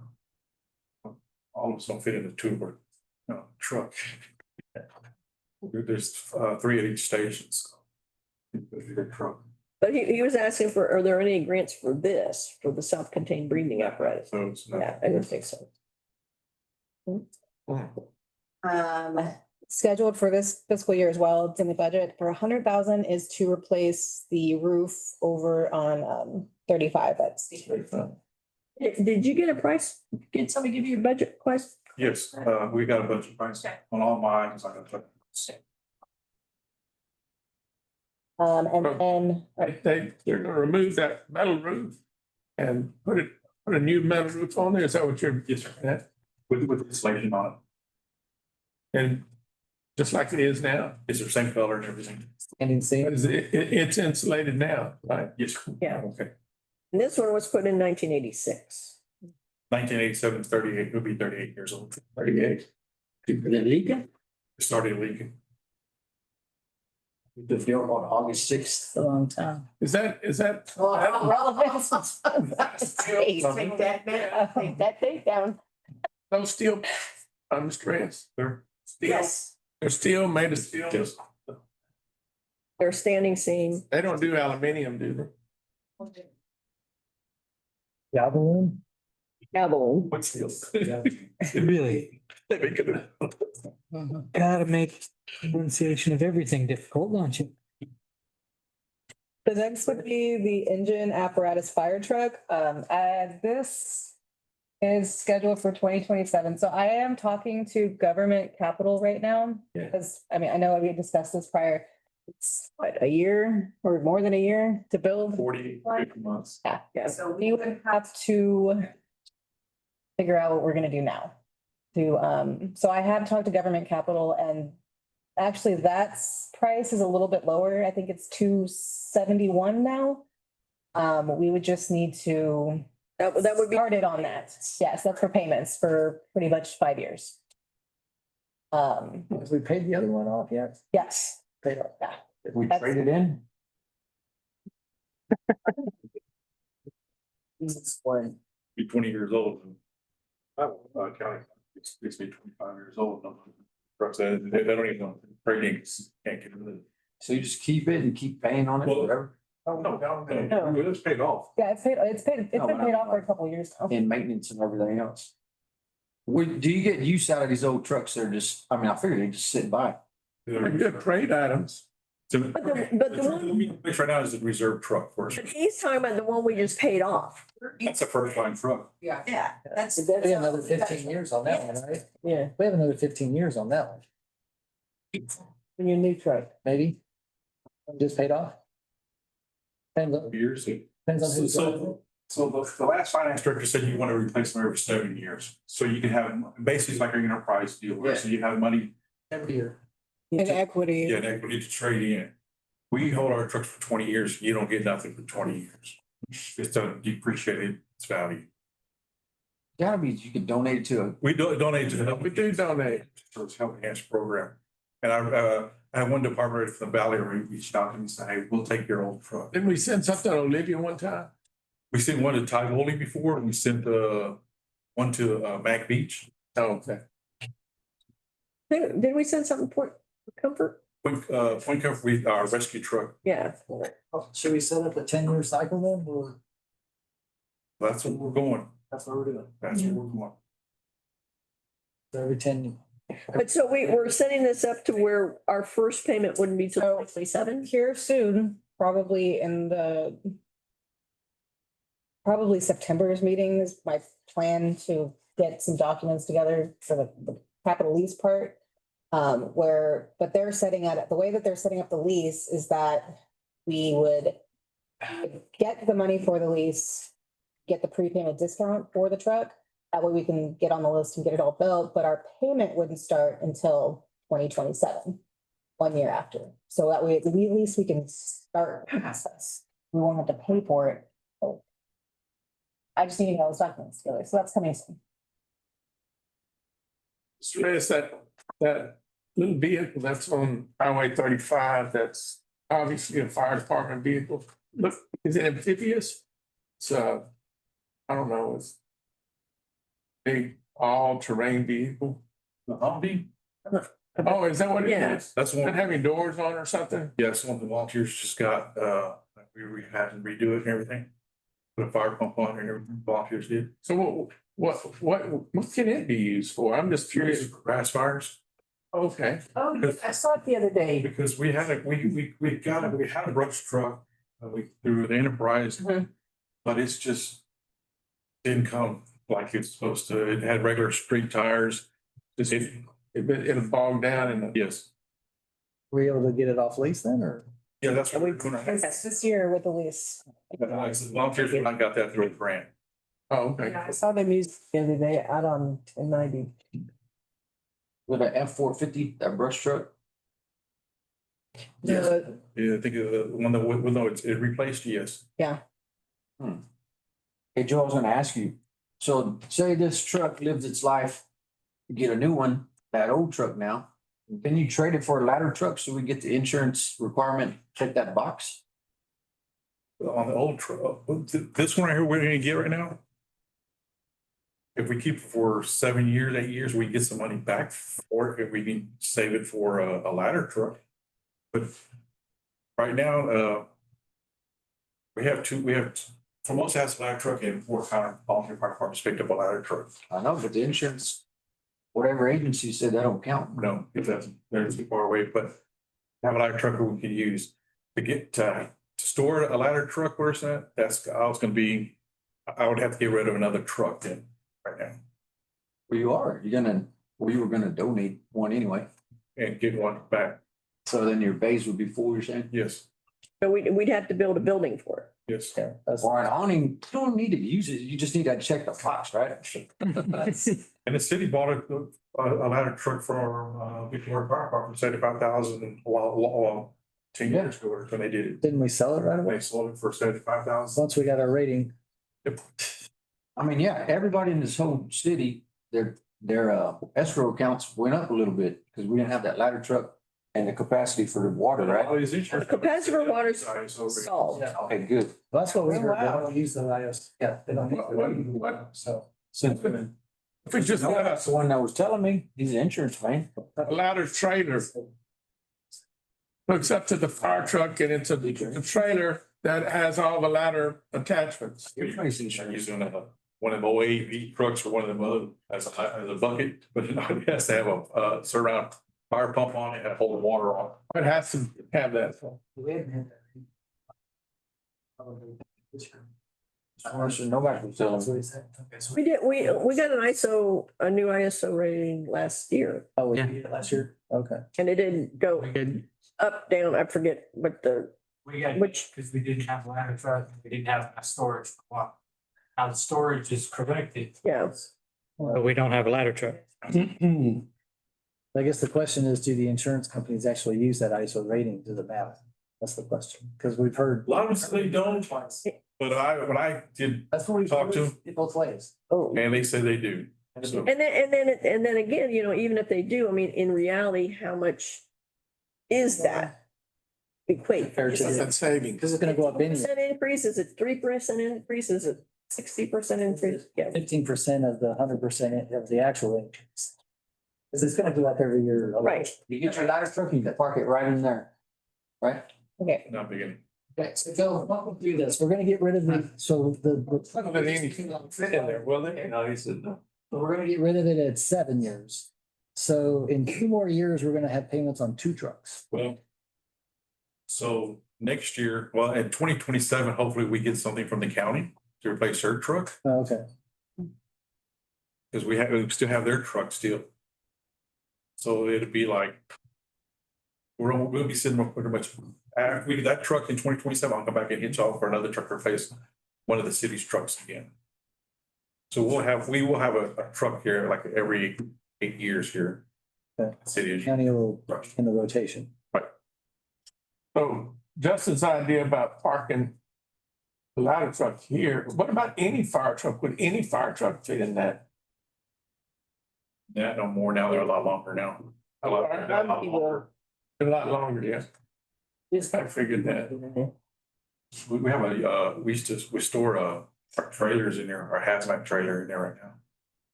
Our garbage trailer. Well, our white mowers, like that, zero turns in. Oh, so you are using it then? We use it, okay, no furniture. Well, for a lot of city halls, paper, storage of it. Okay. Next for fire would be traffic control equipment. That would be for 2027.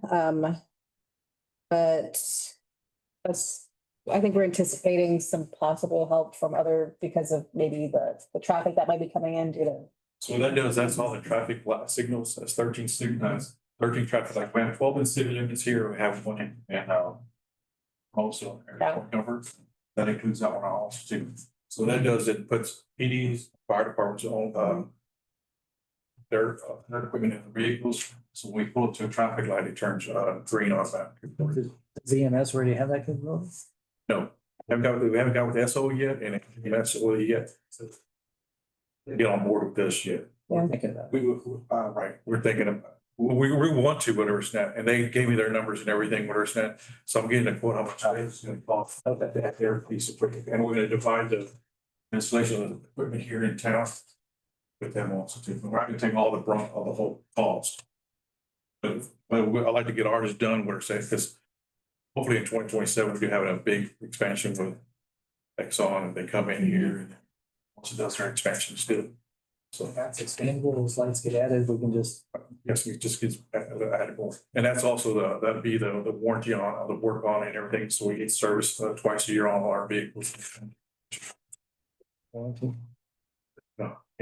do you control that? You got a button push or? No, when they pull up. It'll go off. Our traffic on our lights are on. There'll be like a little strobe in here and it'll hit the photo cell in here to make it turn. You got a big time so close to it? It's the work. And you get priority on vehicles, the fire departments will be the priority #1 vehicle. So if, let's say we came to 35 in Virginia, the fire department pulled up to it, I'm going on Highway 35 and PD was coming to Virginia Street and their accident was in front of McDonald's. Fire department light would turn green first. Because our trucks are a lot bigger. So they don't both turn green. They don't burn it. Turn green and then PD will go, because they got little small, bigger cars where it's now they can speed fast. Yeah. Sounds like when Wayne to get one for his truck. No. I enjoy my break sitting in red lights, thank you. So it'll be a little scope system. Okay. And we can't put them on our personal vehicles because some departments before had put them in their personal vehicles where it's not, but we can't do that. Okay. So is text not, do they need to change it? We're just finding. I mean, you could get some text stop. We'll take care of it. Yeah, that's how they got with it when they placed them on 35 and Travis, for us to pull out, they had to get the okay with them. So the last general fund is an all-terrain zero-turn mower for fire department. That's scheduled for 2029. It's your first new mower? No. Gonna mow in the rain? What's the whole thing? Say all weather, it says all terrain. Yeah, I don't know, this doesn't even look like all. Patrick's our drill field we mow with us now. I think we're one of the only departments that, besides, we mow all our, out there, the acres we have out there, our fire stations. But you always got the used mowers. We always have. So this is your first new one. First, well, we got some help on it for our first one. Okay. What's this about a brush attachment? Get one with this, we can straight some of the brush that goes around our fence line out there. You gotta have a tractor before to do that. See some on some of these little zero turns where it's not things. Well, I call and say there's some cats up in the tree on this bayou, I'm coming there and. Oh, we'll just take a regular ladder. My new attachment will do that. What's that? My new attachment for my excavator will do that. Oh, really? Now, you know. Very happy in the neighborhood that you guys were making a dent on that brush in there. So. So we're on, what, So I didn't see anything in here about the very popular arm gate that's gonna be at the, Cause that's not part of general fund. Not, Yeah. that's not a part of general fund, but also that's not gonna be in here because it's happening. So it's already, they've already expended it. We pretty much repurposed something that got approved last CIP and to use for that. So it's, after this. They will be here the week of the 25th to finish that. So as of right now, what, August? so We're hoping it'll be done. It'll be done, done. it'll be done this fiscal year. So then now we're in the public utility fund. So the first one is sewer line replacement along LaSalle and Trinity Streets. And it looks like we have some grant. Yeah, this is a grant. We just paid 75,000. Yeah, Excuse me. These have already been baited out like they're, It's for the engine, well, they haven't bid it yet, have they? He's doing the engineering right now. Yeah, engineering's complete. It's going out. It's just gotta go out to bid. Yeah, I don't think, we haven't bid it yet. so you Because put it in the paper and the GLO is still, and they're still doing Their approvals. their stuff. when do you think this is gonna start, Wayne? That's what I'm getting at. It'll be probably October, Oh, really? November. Then we have the bulkhead shoreline protection at the Chocolate Bayou.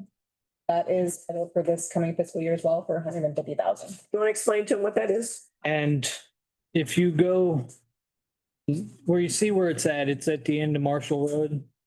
We have a water line that runs right along the bayou in the back there, and the erosion has exposed it. So in order to prevent that from happening, we have to put in a bulkhead and then backfill and recover up our line. And I'm waiting on the engineer to meet with me so we can take the boat and go up in the bayou and actually do a scope. Because I tried to walk this and we can't determine what it's gonna cost or what it's gonna need from the shore, so we've got to do it from Who's the engineer from? Like, what? urban. Okay. So pretty readily available. And we didn't think it could wait another year because it's already exposed and landowners are, obviously concerned. Yeah, they're losing property too. What kind of pipe is it? PVC, I think it's 8-inch. 8-inch potable water.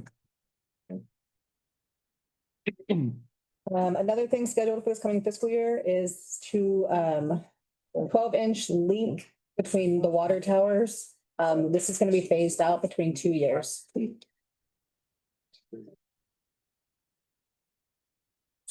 Placement is this one.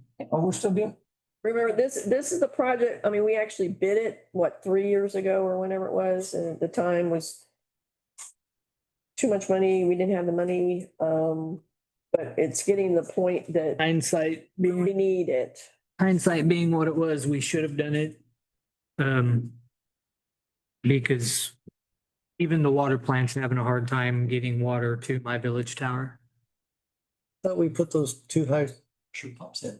I still have to have a connection between the two towers because we're fighting to get it over. We've only got 5 interconnects along 35 that connect the village tower, and then we got to go through distribution through all the neighborhoods to get to it. It doesn't work hydraulically, it doesn't work. Can you put a pump at the base of this village tower to make sure water gets up there?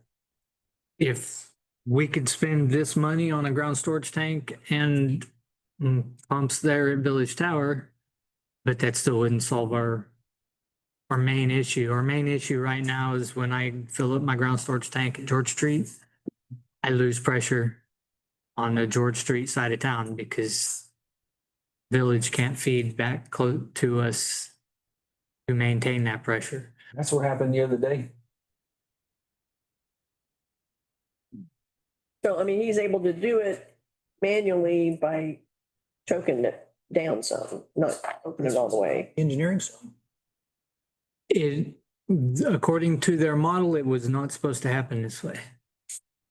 But I can open up the Manually, I can open the valve to 8% and I see no pressure drop. But if I go to 10%, then I lose pressure. And it's just hydraulically, our system was not designed to operate that way.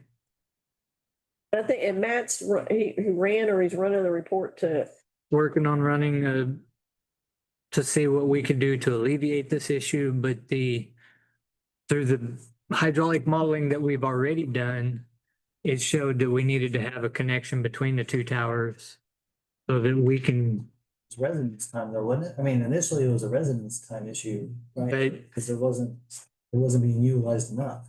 yeah, it's because we can't turn them over. They're not turning over equally. Okay. We only have one pressure plane, but the way our system is laid out hydraulically, we have two pressure planes. Where does this even go? Like what route would it take to connect the two towers? It would come down George Street to Virginia, then over to Village, down 35. and then it went up Travis, or did it go It went all the way to Village up? and shoot up Village to the Village Tower. We had it was actually designed from Village down and across 35 to Travis. Yes. And we bid that out like 3-4 years ago. So we just, that part's ready to go. We've got it, Engineer the other half of the program, and So we complete this line, you're saying that Village will backfeed so you can fill up the George Street tank. Village and George will go in unison up and down. Right now, George is the main tank that gets used most, and Village remains stagnant. Yeah, okay. So while we're digging this trench and this, are there any other areas that are gonna need future 3 and 4 inch water lines that we could go ahead and put in place at the same time? Think ahead or Most of the water lines in these areas are what? 4 and 6 inch. Are we looking at an area that's gonna need more water lines that's gonna be in? This 12-inch would replace any of the old line along the way. We wouldn't need to add any additional water infrastructure. This would be in to replace the 4-inch, 6-inch, 8-inch, whatever happens to be in the ground in that location. People that go without water. I'll make the connections. Okay. So those are all the projects that are for the Public Utility Fund that are happening this year. I don't know if you guys want to speed this up just because it's 20 minutes till 5, if we just want to focus on what's happening next year, because we still have beach and ports. Yeah. I'm fine. Increase rates to. I mean, We are getting the Undine's budget either today or tomorrow. I'm seeing more tomorrow. Yeah, I don't think. So, Waiting for them to show us. well, right, so, but, we'll know. The August meeting is when we would propose any sort of increase to rates. And ultimately, we will be. Yes, It is study surely, but you have to wait for the rate study. We've got $1.5 million right now that we have to recover. well, we'll talk to them. I don't want to do anything, we'll talk to them, but we're waiting to do anything until first to hear from Undine, because that would be a given for sure. And then, we can justify our own stuff is just, you don't have to wait to do an increase. we can do it. I just want to make sure I've got solid footing. If somebody, people in this town is not, all they can do is complain to you guys. Our customers outside of city limits, they can go to the Public Utility Commission. So I got to make sure I've got good, solid documentation backing. If we do, then yes, problem. I mean, I don't want to raise rates either, but we have to be able to, have to see recoup. That in the budget right now, along with the first two, and we're there. I mean, we have it, but I think, yes, we're gonna have to raise our rates. It's just a matter of justification. Yeah, we just gotta, because we know there'll be a big rate increase once we get the water rate study and cover everything. So, Okay, so I'm gonna skip over just a few, But yeah, we're working on that. We're gonna be bringing a first reading of all rates in August. at the August meeting. Which isn't very far away, but we are working on that right now. Okay, so I'm gonna skip over a few pages. The next projects, are things that are happening in the future. So I just want to focus on what's happening now. So the next one would be the lift station upgrades for Ann Street, which we did have budgeted last year, but we haven't finished it. And I did, actually, I talked to him this morning, because the last time I had heard they were gonna start in July, and this is the end of July. Which page is that? Page 82. And so Trent told me this morning that the materials, the wet well's in, but the rest of the materials still are not in. 82. They are planning on now starting in September. Everything should be in by then, what he told me. And those funds are through the utility construction funds, so. They're already there.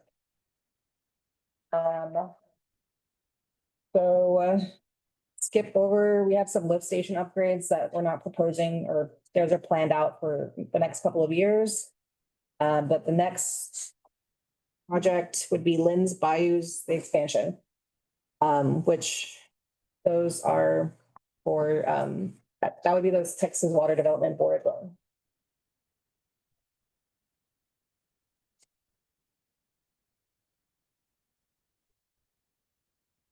That's what you're figuring for payment, right?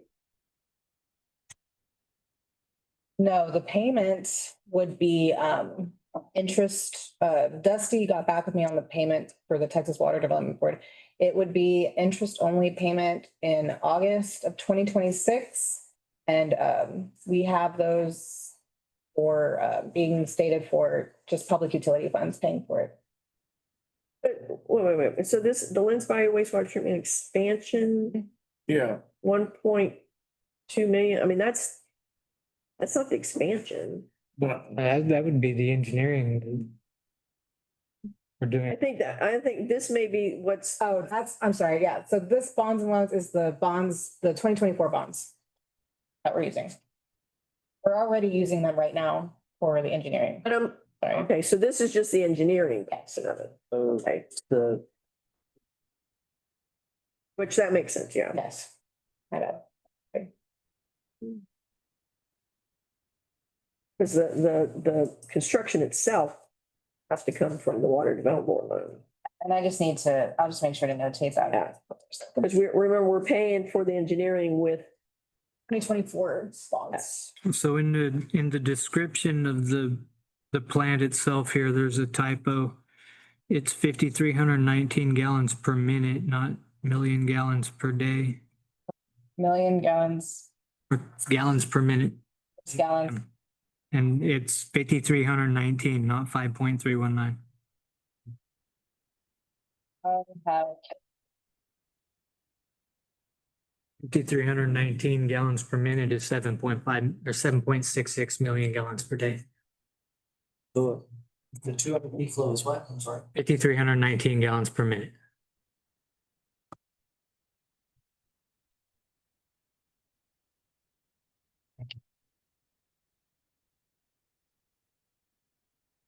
Portion of the bond then gets repaid out of the P.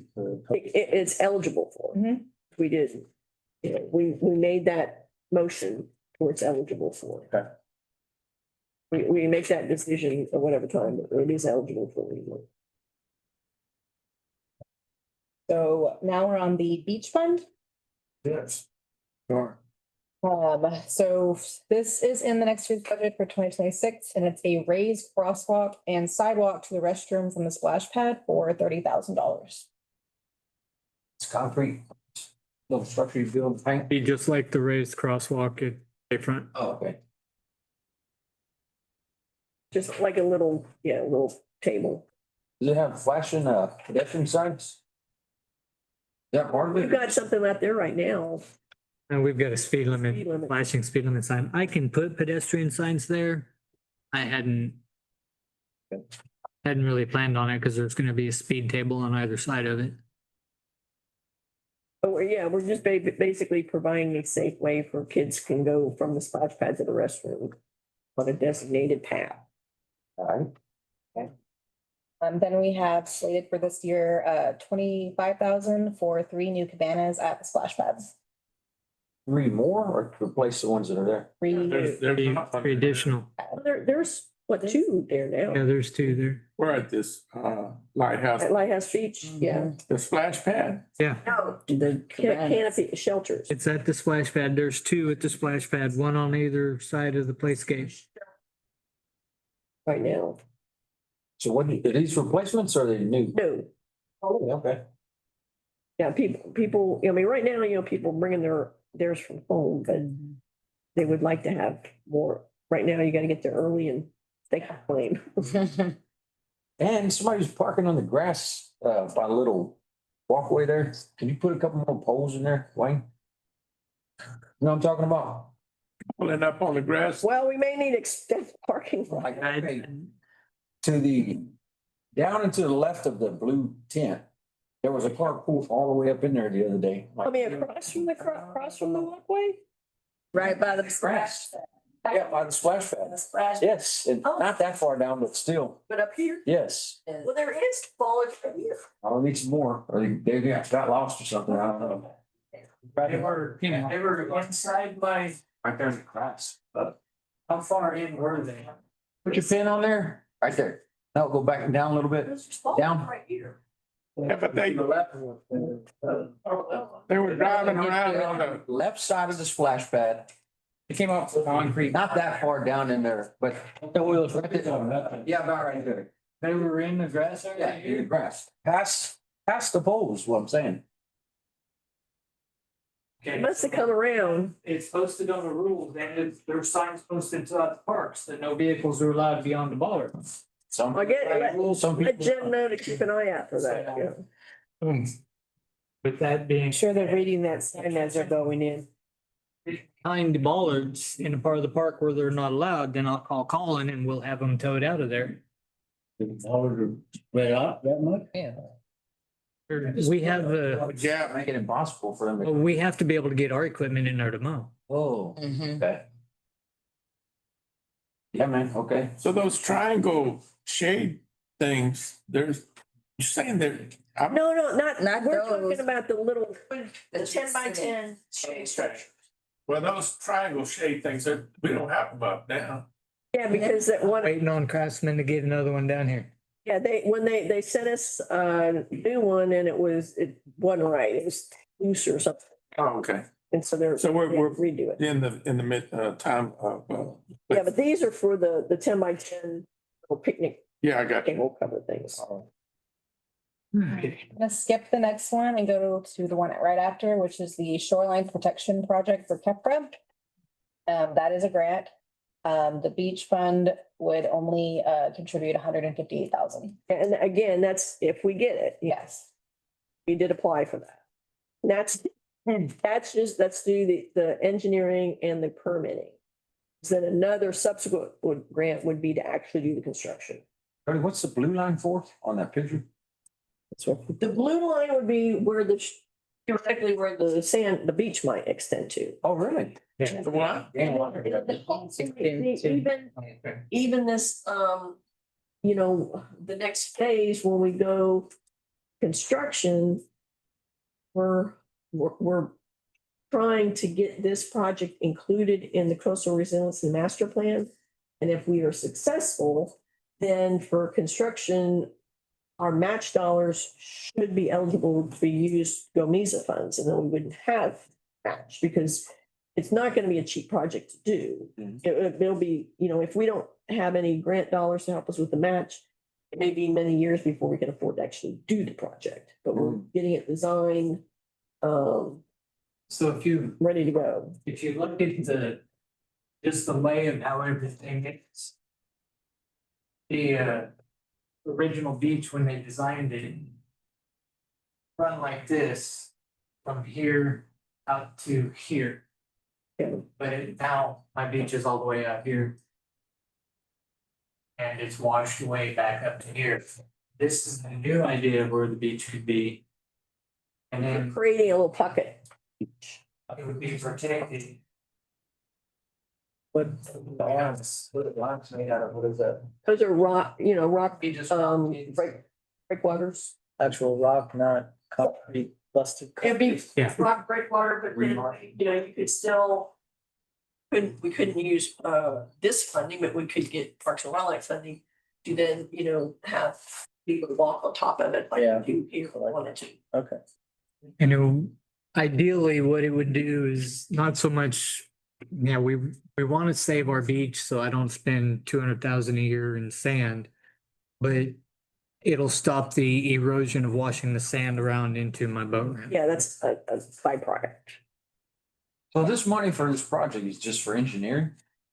This is a grant project for engineering and permitting. You have to have an Army Corps permit.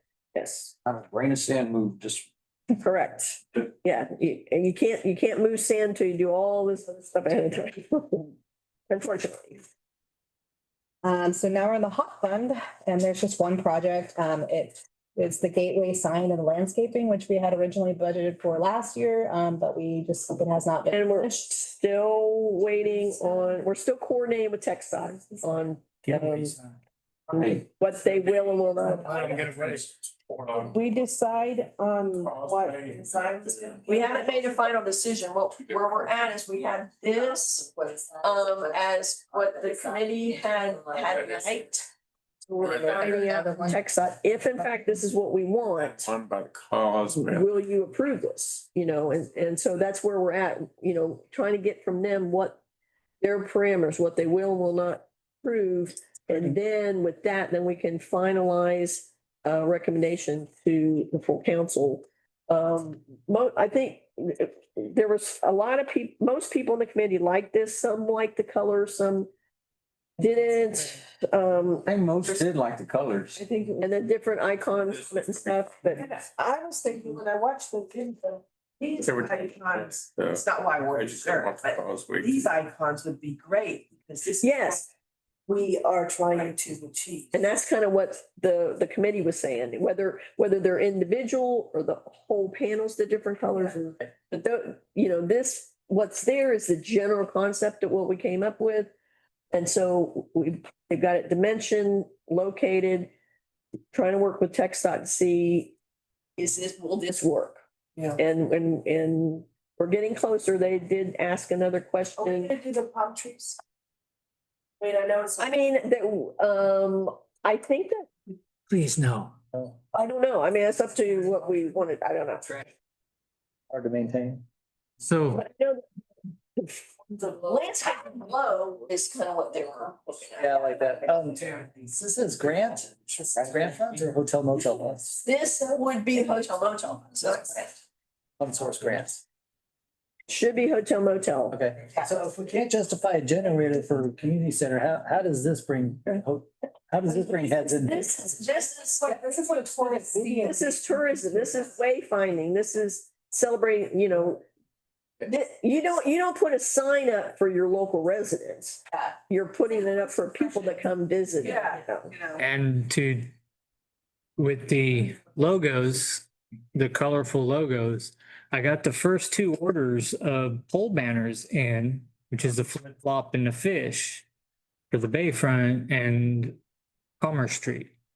Just gotta put them up. And when we put them up there, I don't know necessarily, because they had talked about, I don't know if iridescent is the right word, but kind of like the shadow type thing. They don't have to be colored, but I thought, my first thought was somewhere on there, we need to, because this is what we're trying to rebrand ourselves. as. Yeah, and I think that was the consensus of the committee as well. So then the debate comes, the color, are each icon colored, or like you said, they're just the icon itself without the color, or do we put each panel is a different color? Those are things that can be decided.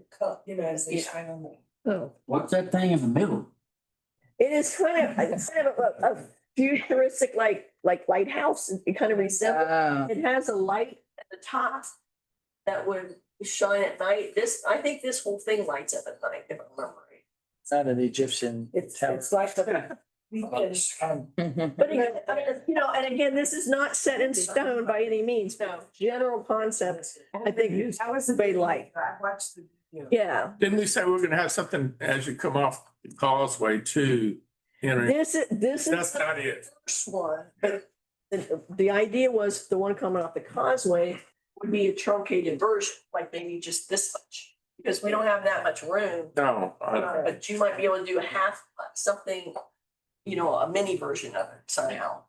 So what happened with the idea, was it Marwitz, whatever, that said that maybe you could put temporary signage up there to advertise like the burning event? I mean, that's still, anything's still on the table, nothing, I mean, we stopped the discussions waiting for, we didn't wanna spend a lot of energy until TxDOT said, yeah, if you go with this, we're okay, or don't do this or do this or whatever, and we're still waiting on those definitive answers. They did come back with some more questions about 2 weeks ago, and back with and actually we got a new project architect, because the one we were working with retired. So anyway, I've been talking to the new guy. And he's the same guy that designed the landscaping for us at the lighthouse at Bauer, so I think he's good. Yeah. So we're in ports now. right. Are those, is that a picture of the barges there? Sunken barges? Yes. Yes. Okay. So this is the first one is the store grant. Yeah, and where we're at with that.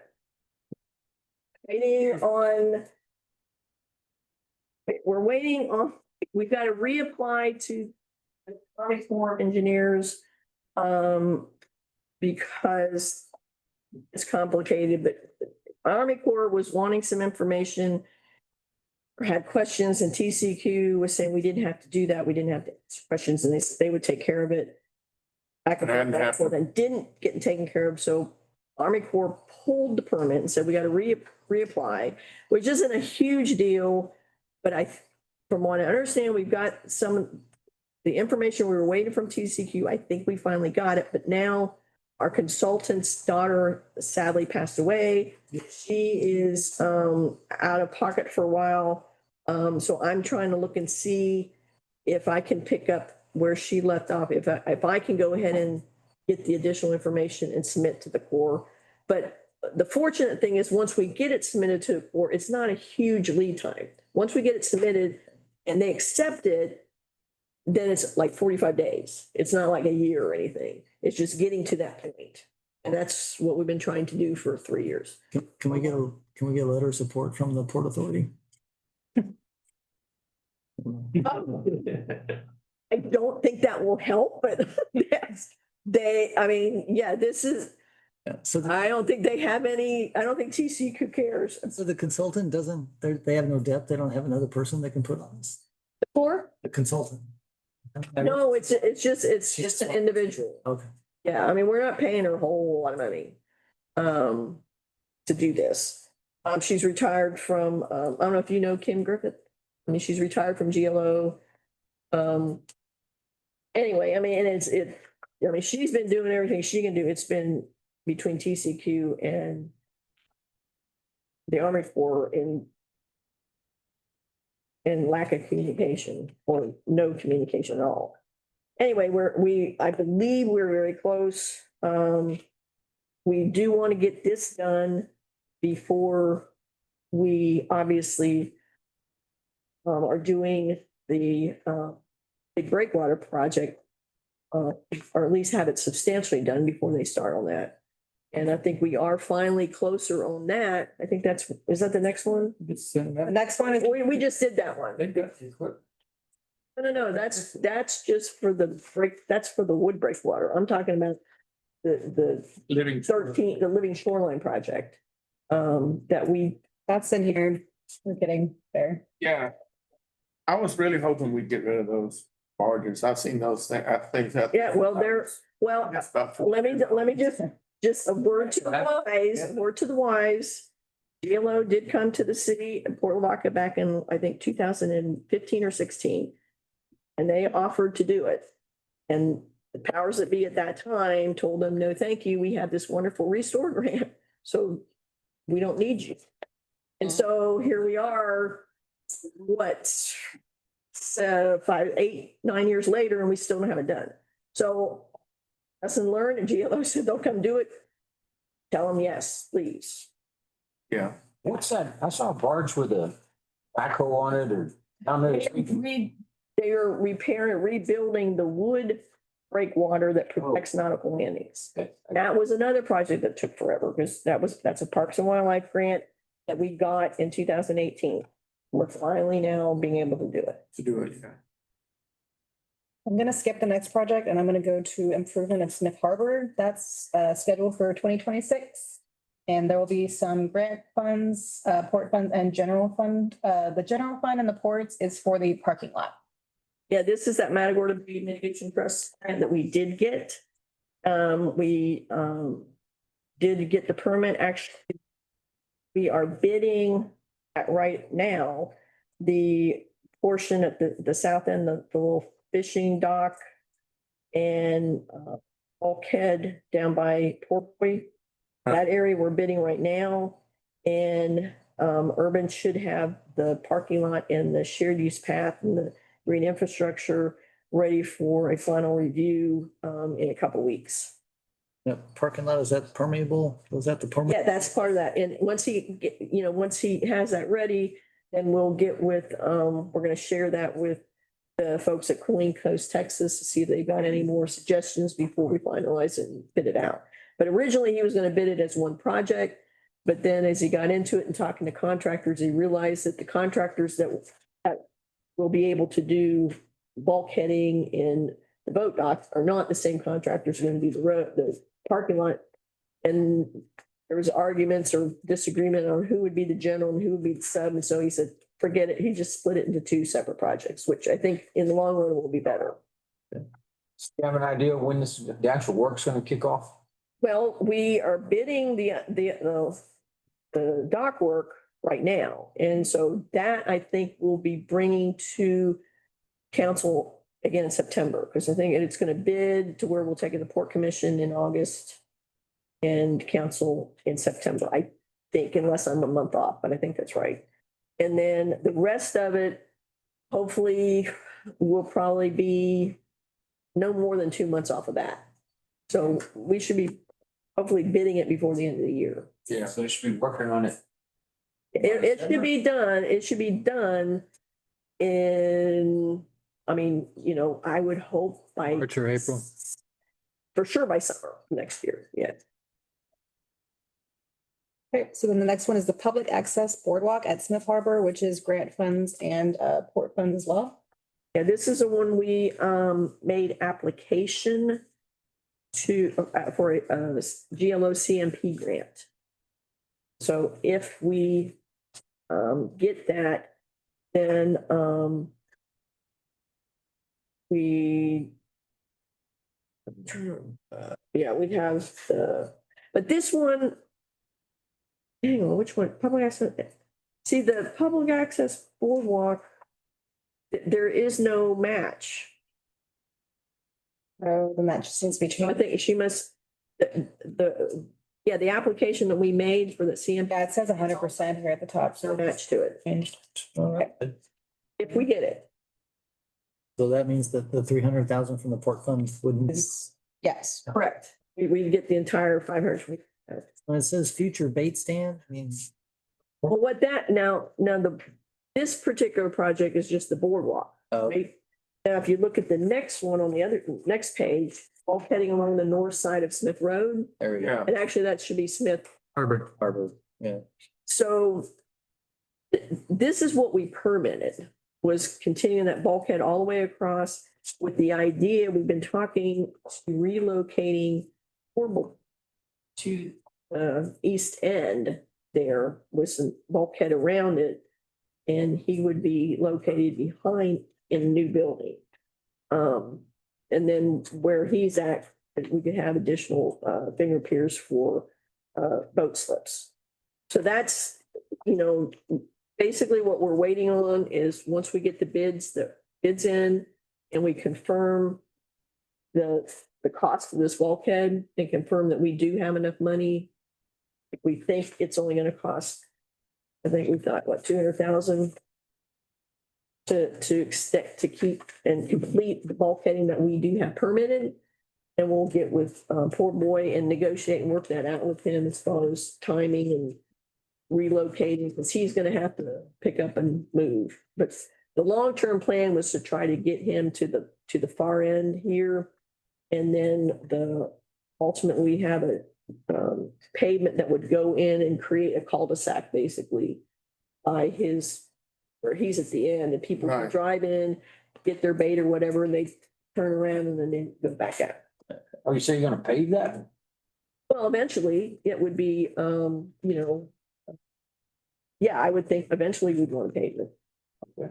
Okay, so I'm gonna skip the next two projects and move on to the repair and replacement of the pipe culverts and the corporation ditch under the city's railroad spur, which would be 100% grant as well. Yeah, that's the one that we're just waiting on that $9.1 million Yeah. grant. And as soon as we get that contract signed, thing we would need to do is contract with Mont McDonald to do the engineering. Because they're the approved engineer for the corporation ditch project. You been in contact with them lately or? I talked to them basically on the corporation ditch, with the detention pond area, but it would be that group that would come in and do that. Last one is the old landfill shoreline restoration, and that's 100% grant as well. And that's the same grant, that's $9.1 million. And this one would be urban engineering, to get them approved for this project. And it's basically almost ready to go. Approval on the money. That would be the last project. So this is up, so then we'll come back. I know normally we come in an all-day workshop, we would come and approve CIP. This year, we're actually going to approve it when we approve the budget. Why we were doing it here, but so it'll come back in September's meeting. Calendar looks like next. Bye. So we have the regular council meeting. No, July's, we're done for July. Yeah. So we have the regular. 3 days left. Would be that 9-day long one. So, but they. 18. Yes. Maybe 6. And then we're looking at on the 25th. Workshop. Yes, it's the 25th, we're looking at trying to schedule a joint workshop with the council and the comprehensive plan planning committee, which is planning board plus maybe a few other people. And there's what I think Rose and Justin will be on that committee vote, but that we're tentatively trying to set up the 25th for that joint meeting for that. That's a joint meeting, planning board and council. So do we have a meeting next Monday? No. No. Do not. Okay, so regular meeting. Too 18th Monday. Yes, and then the 25th. Are we all send this out as calendar invites on Outlook? I You can. can do that too, yeah. That makes it easier to keep track. Then I always put reminders the day before. I mean, we set it in budget, but yeah, we can set it out. I can send out calendar. You're Yeah. invited to meetings. in the events. Got the regular meeting on the 11th. It's also in the calendar event. Yeah. Put on. August 18th. Thing after we know. No, just regular. Yeah, it's nice. Well, September we'll have a regular meeting in April, but we'll be. I kind of got. And then October and November, we go back to normal I guess. as your special meeting. Yeah. Second it.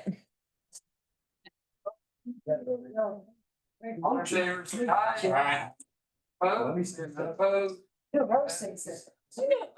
This, you were last year. Yeah. Keep it Only a workshop. Yeah.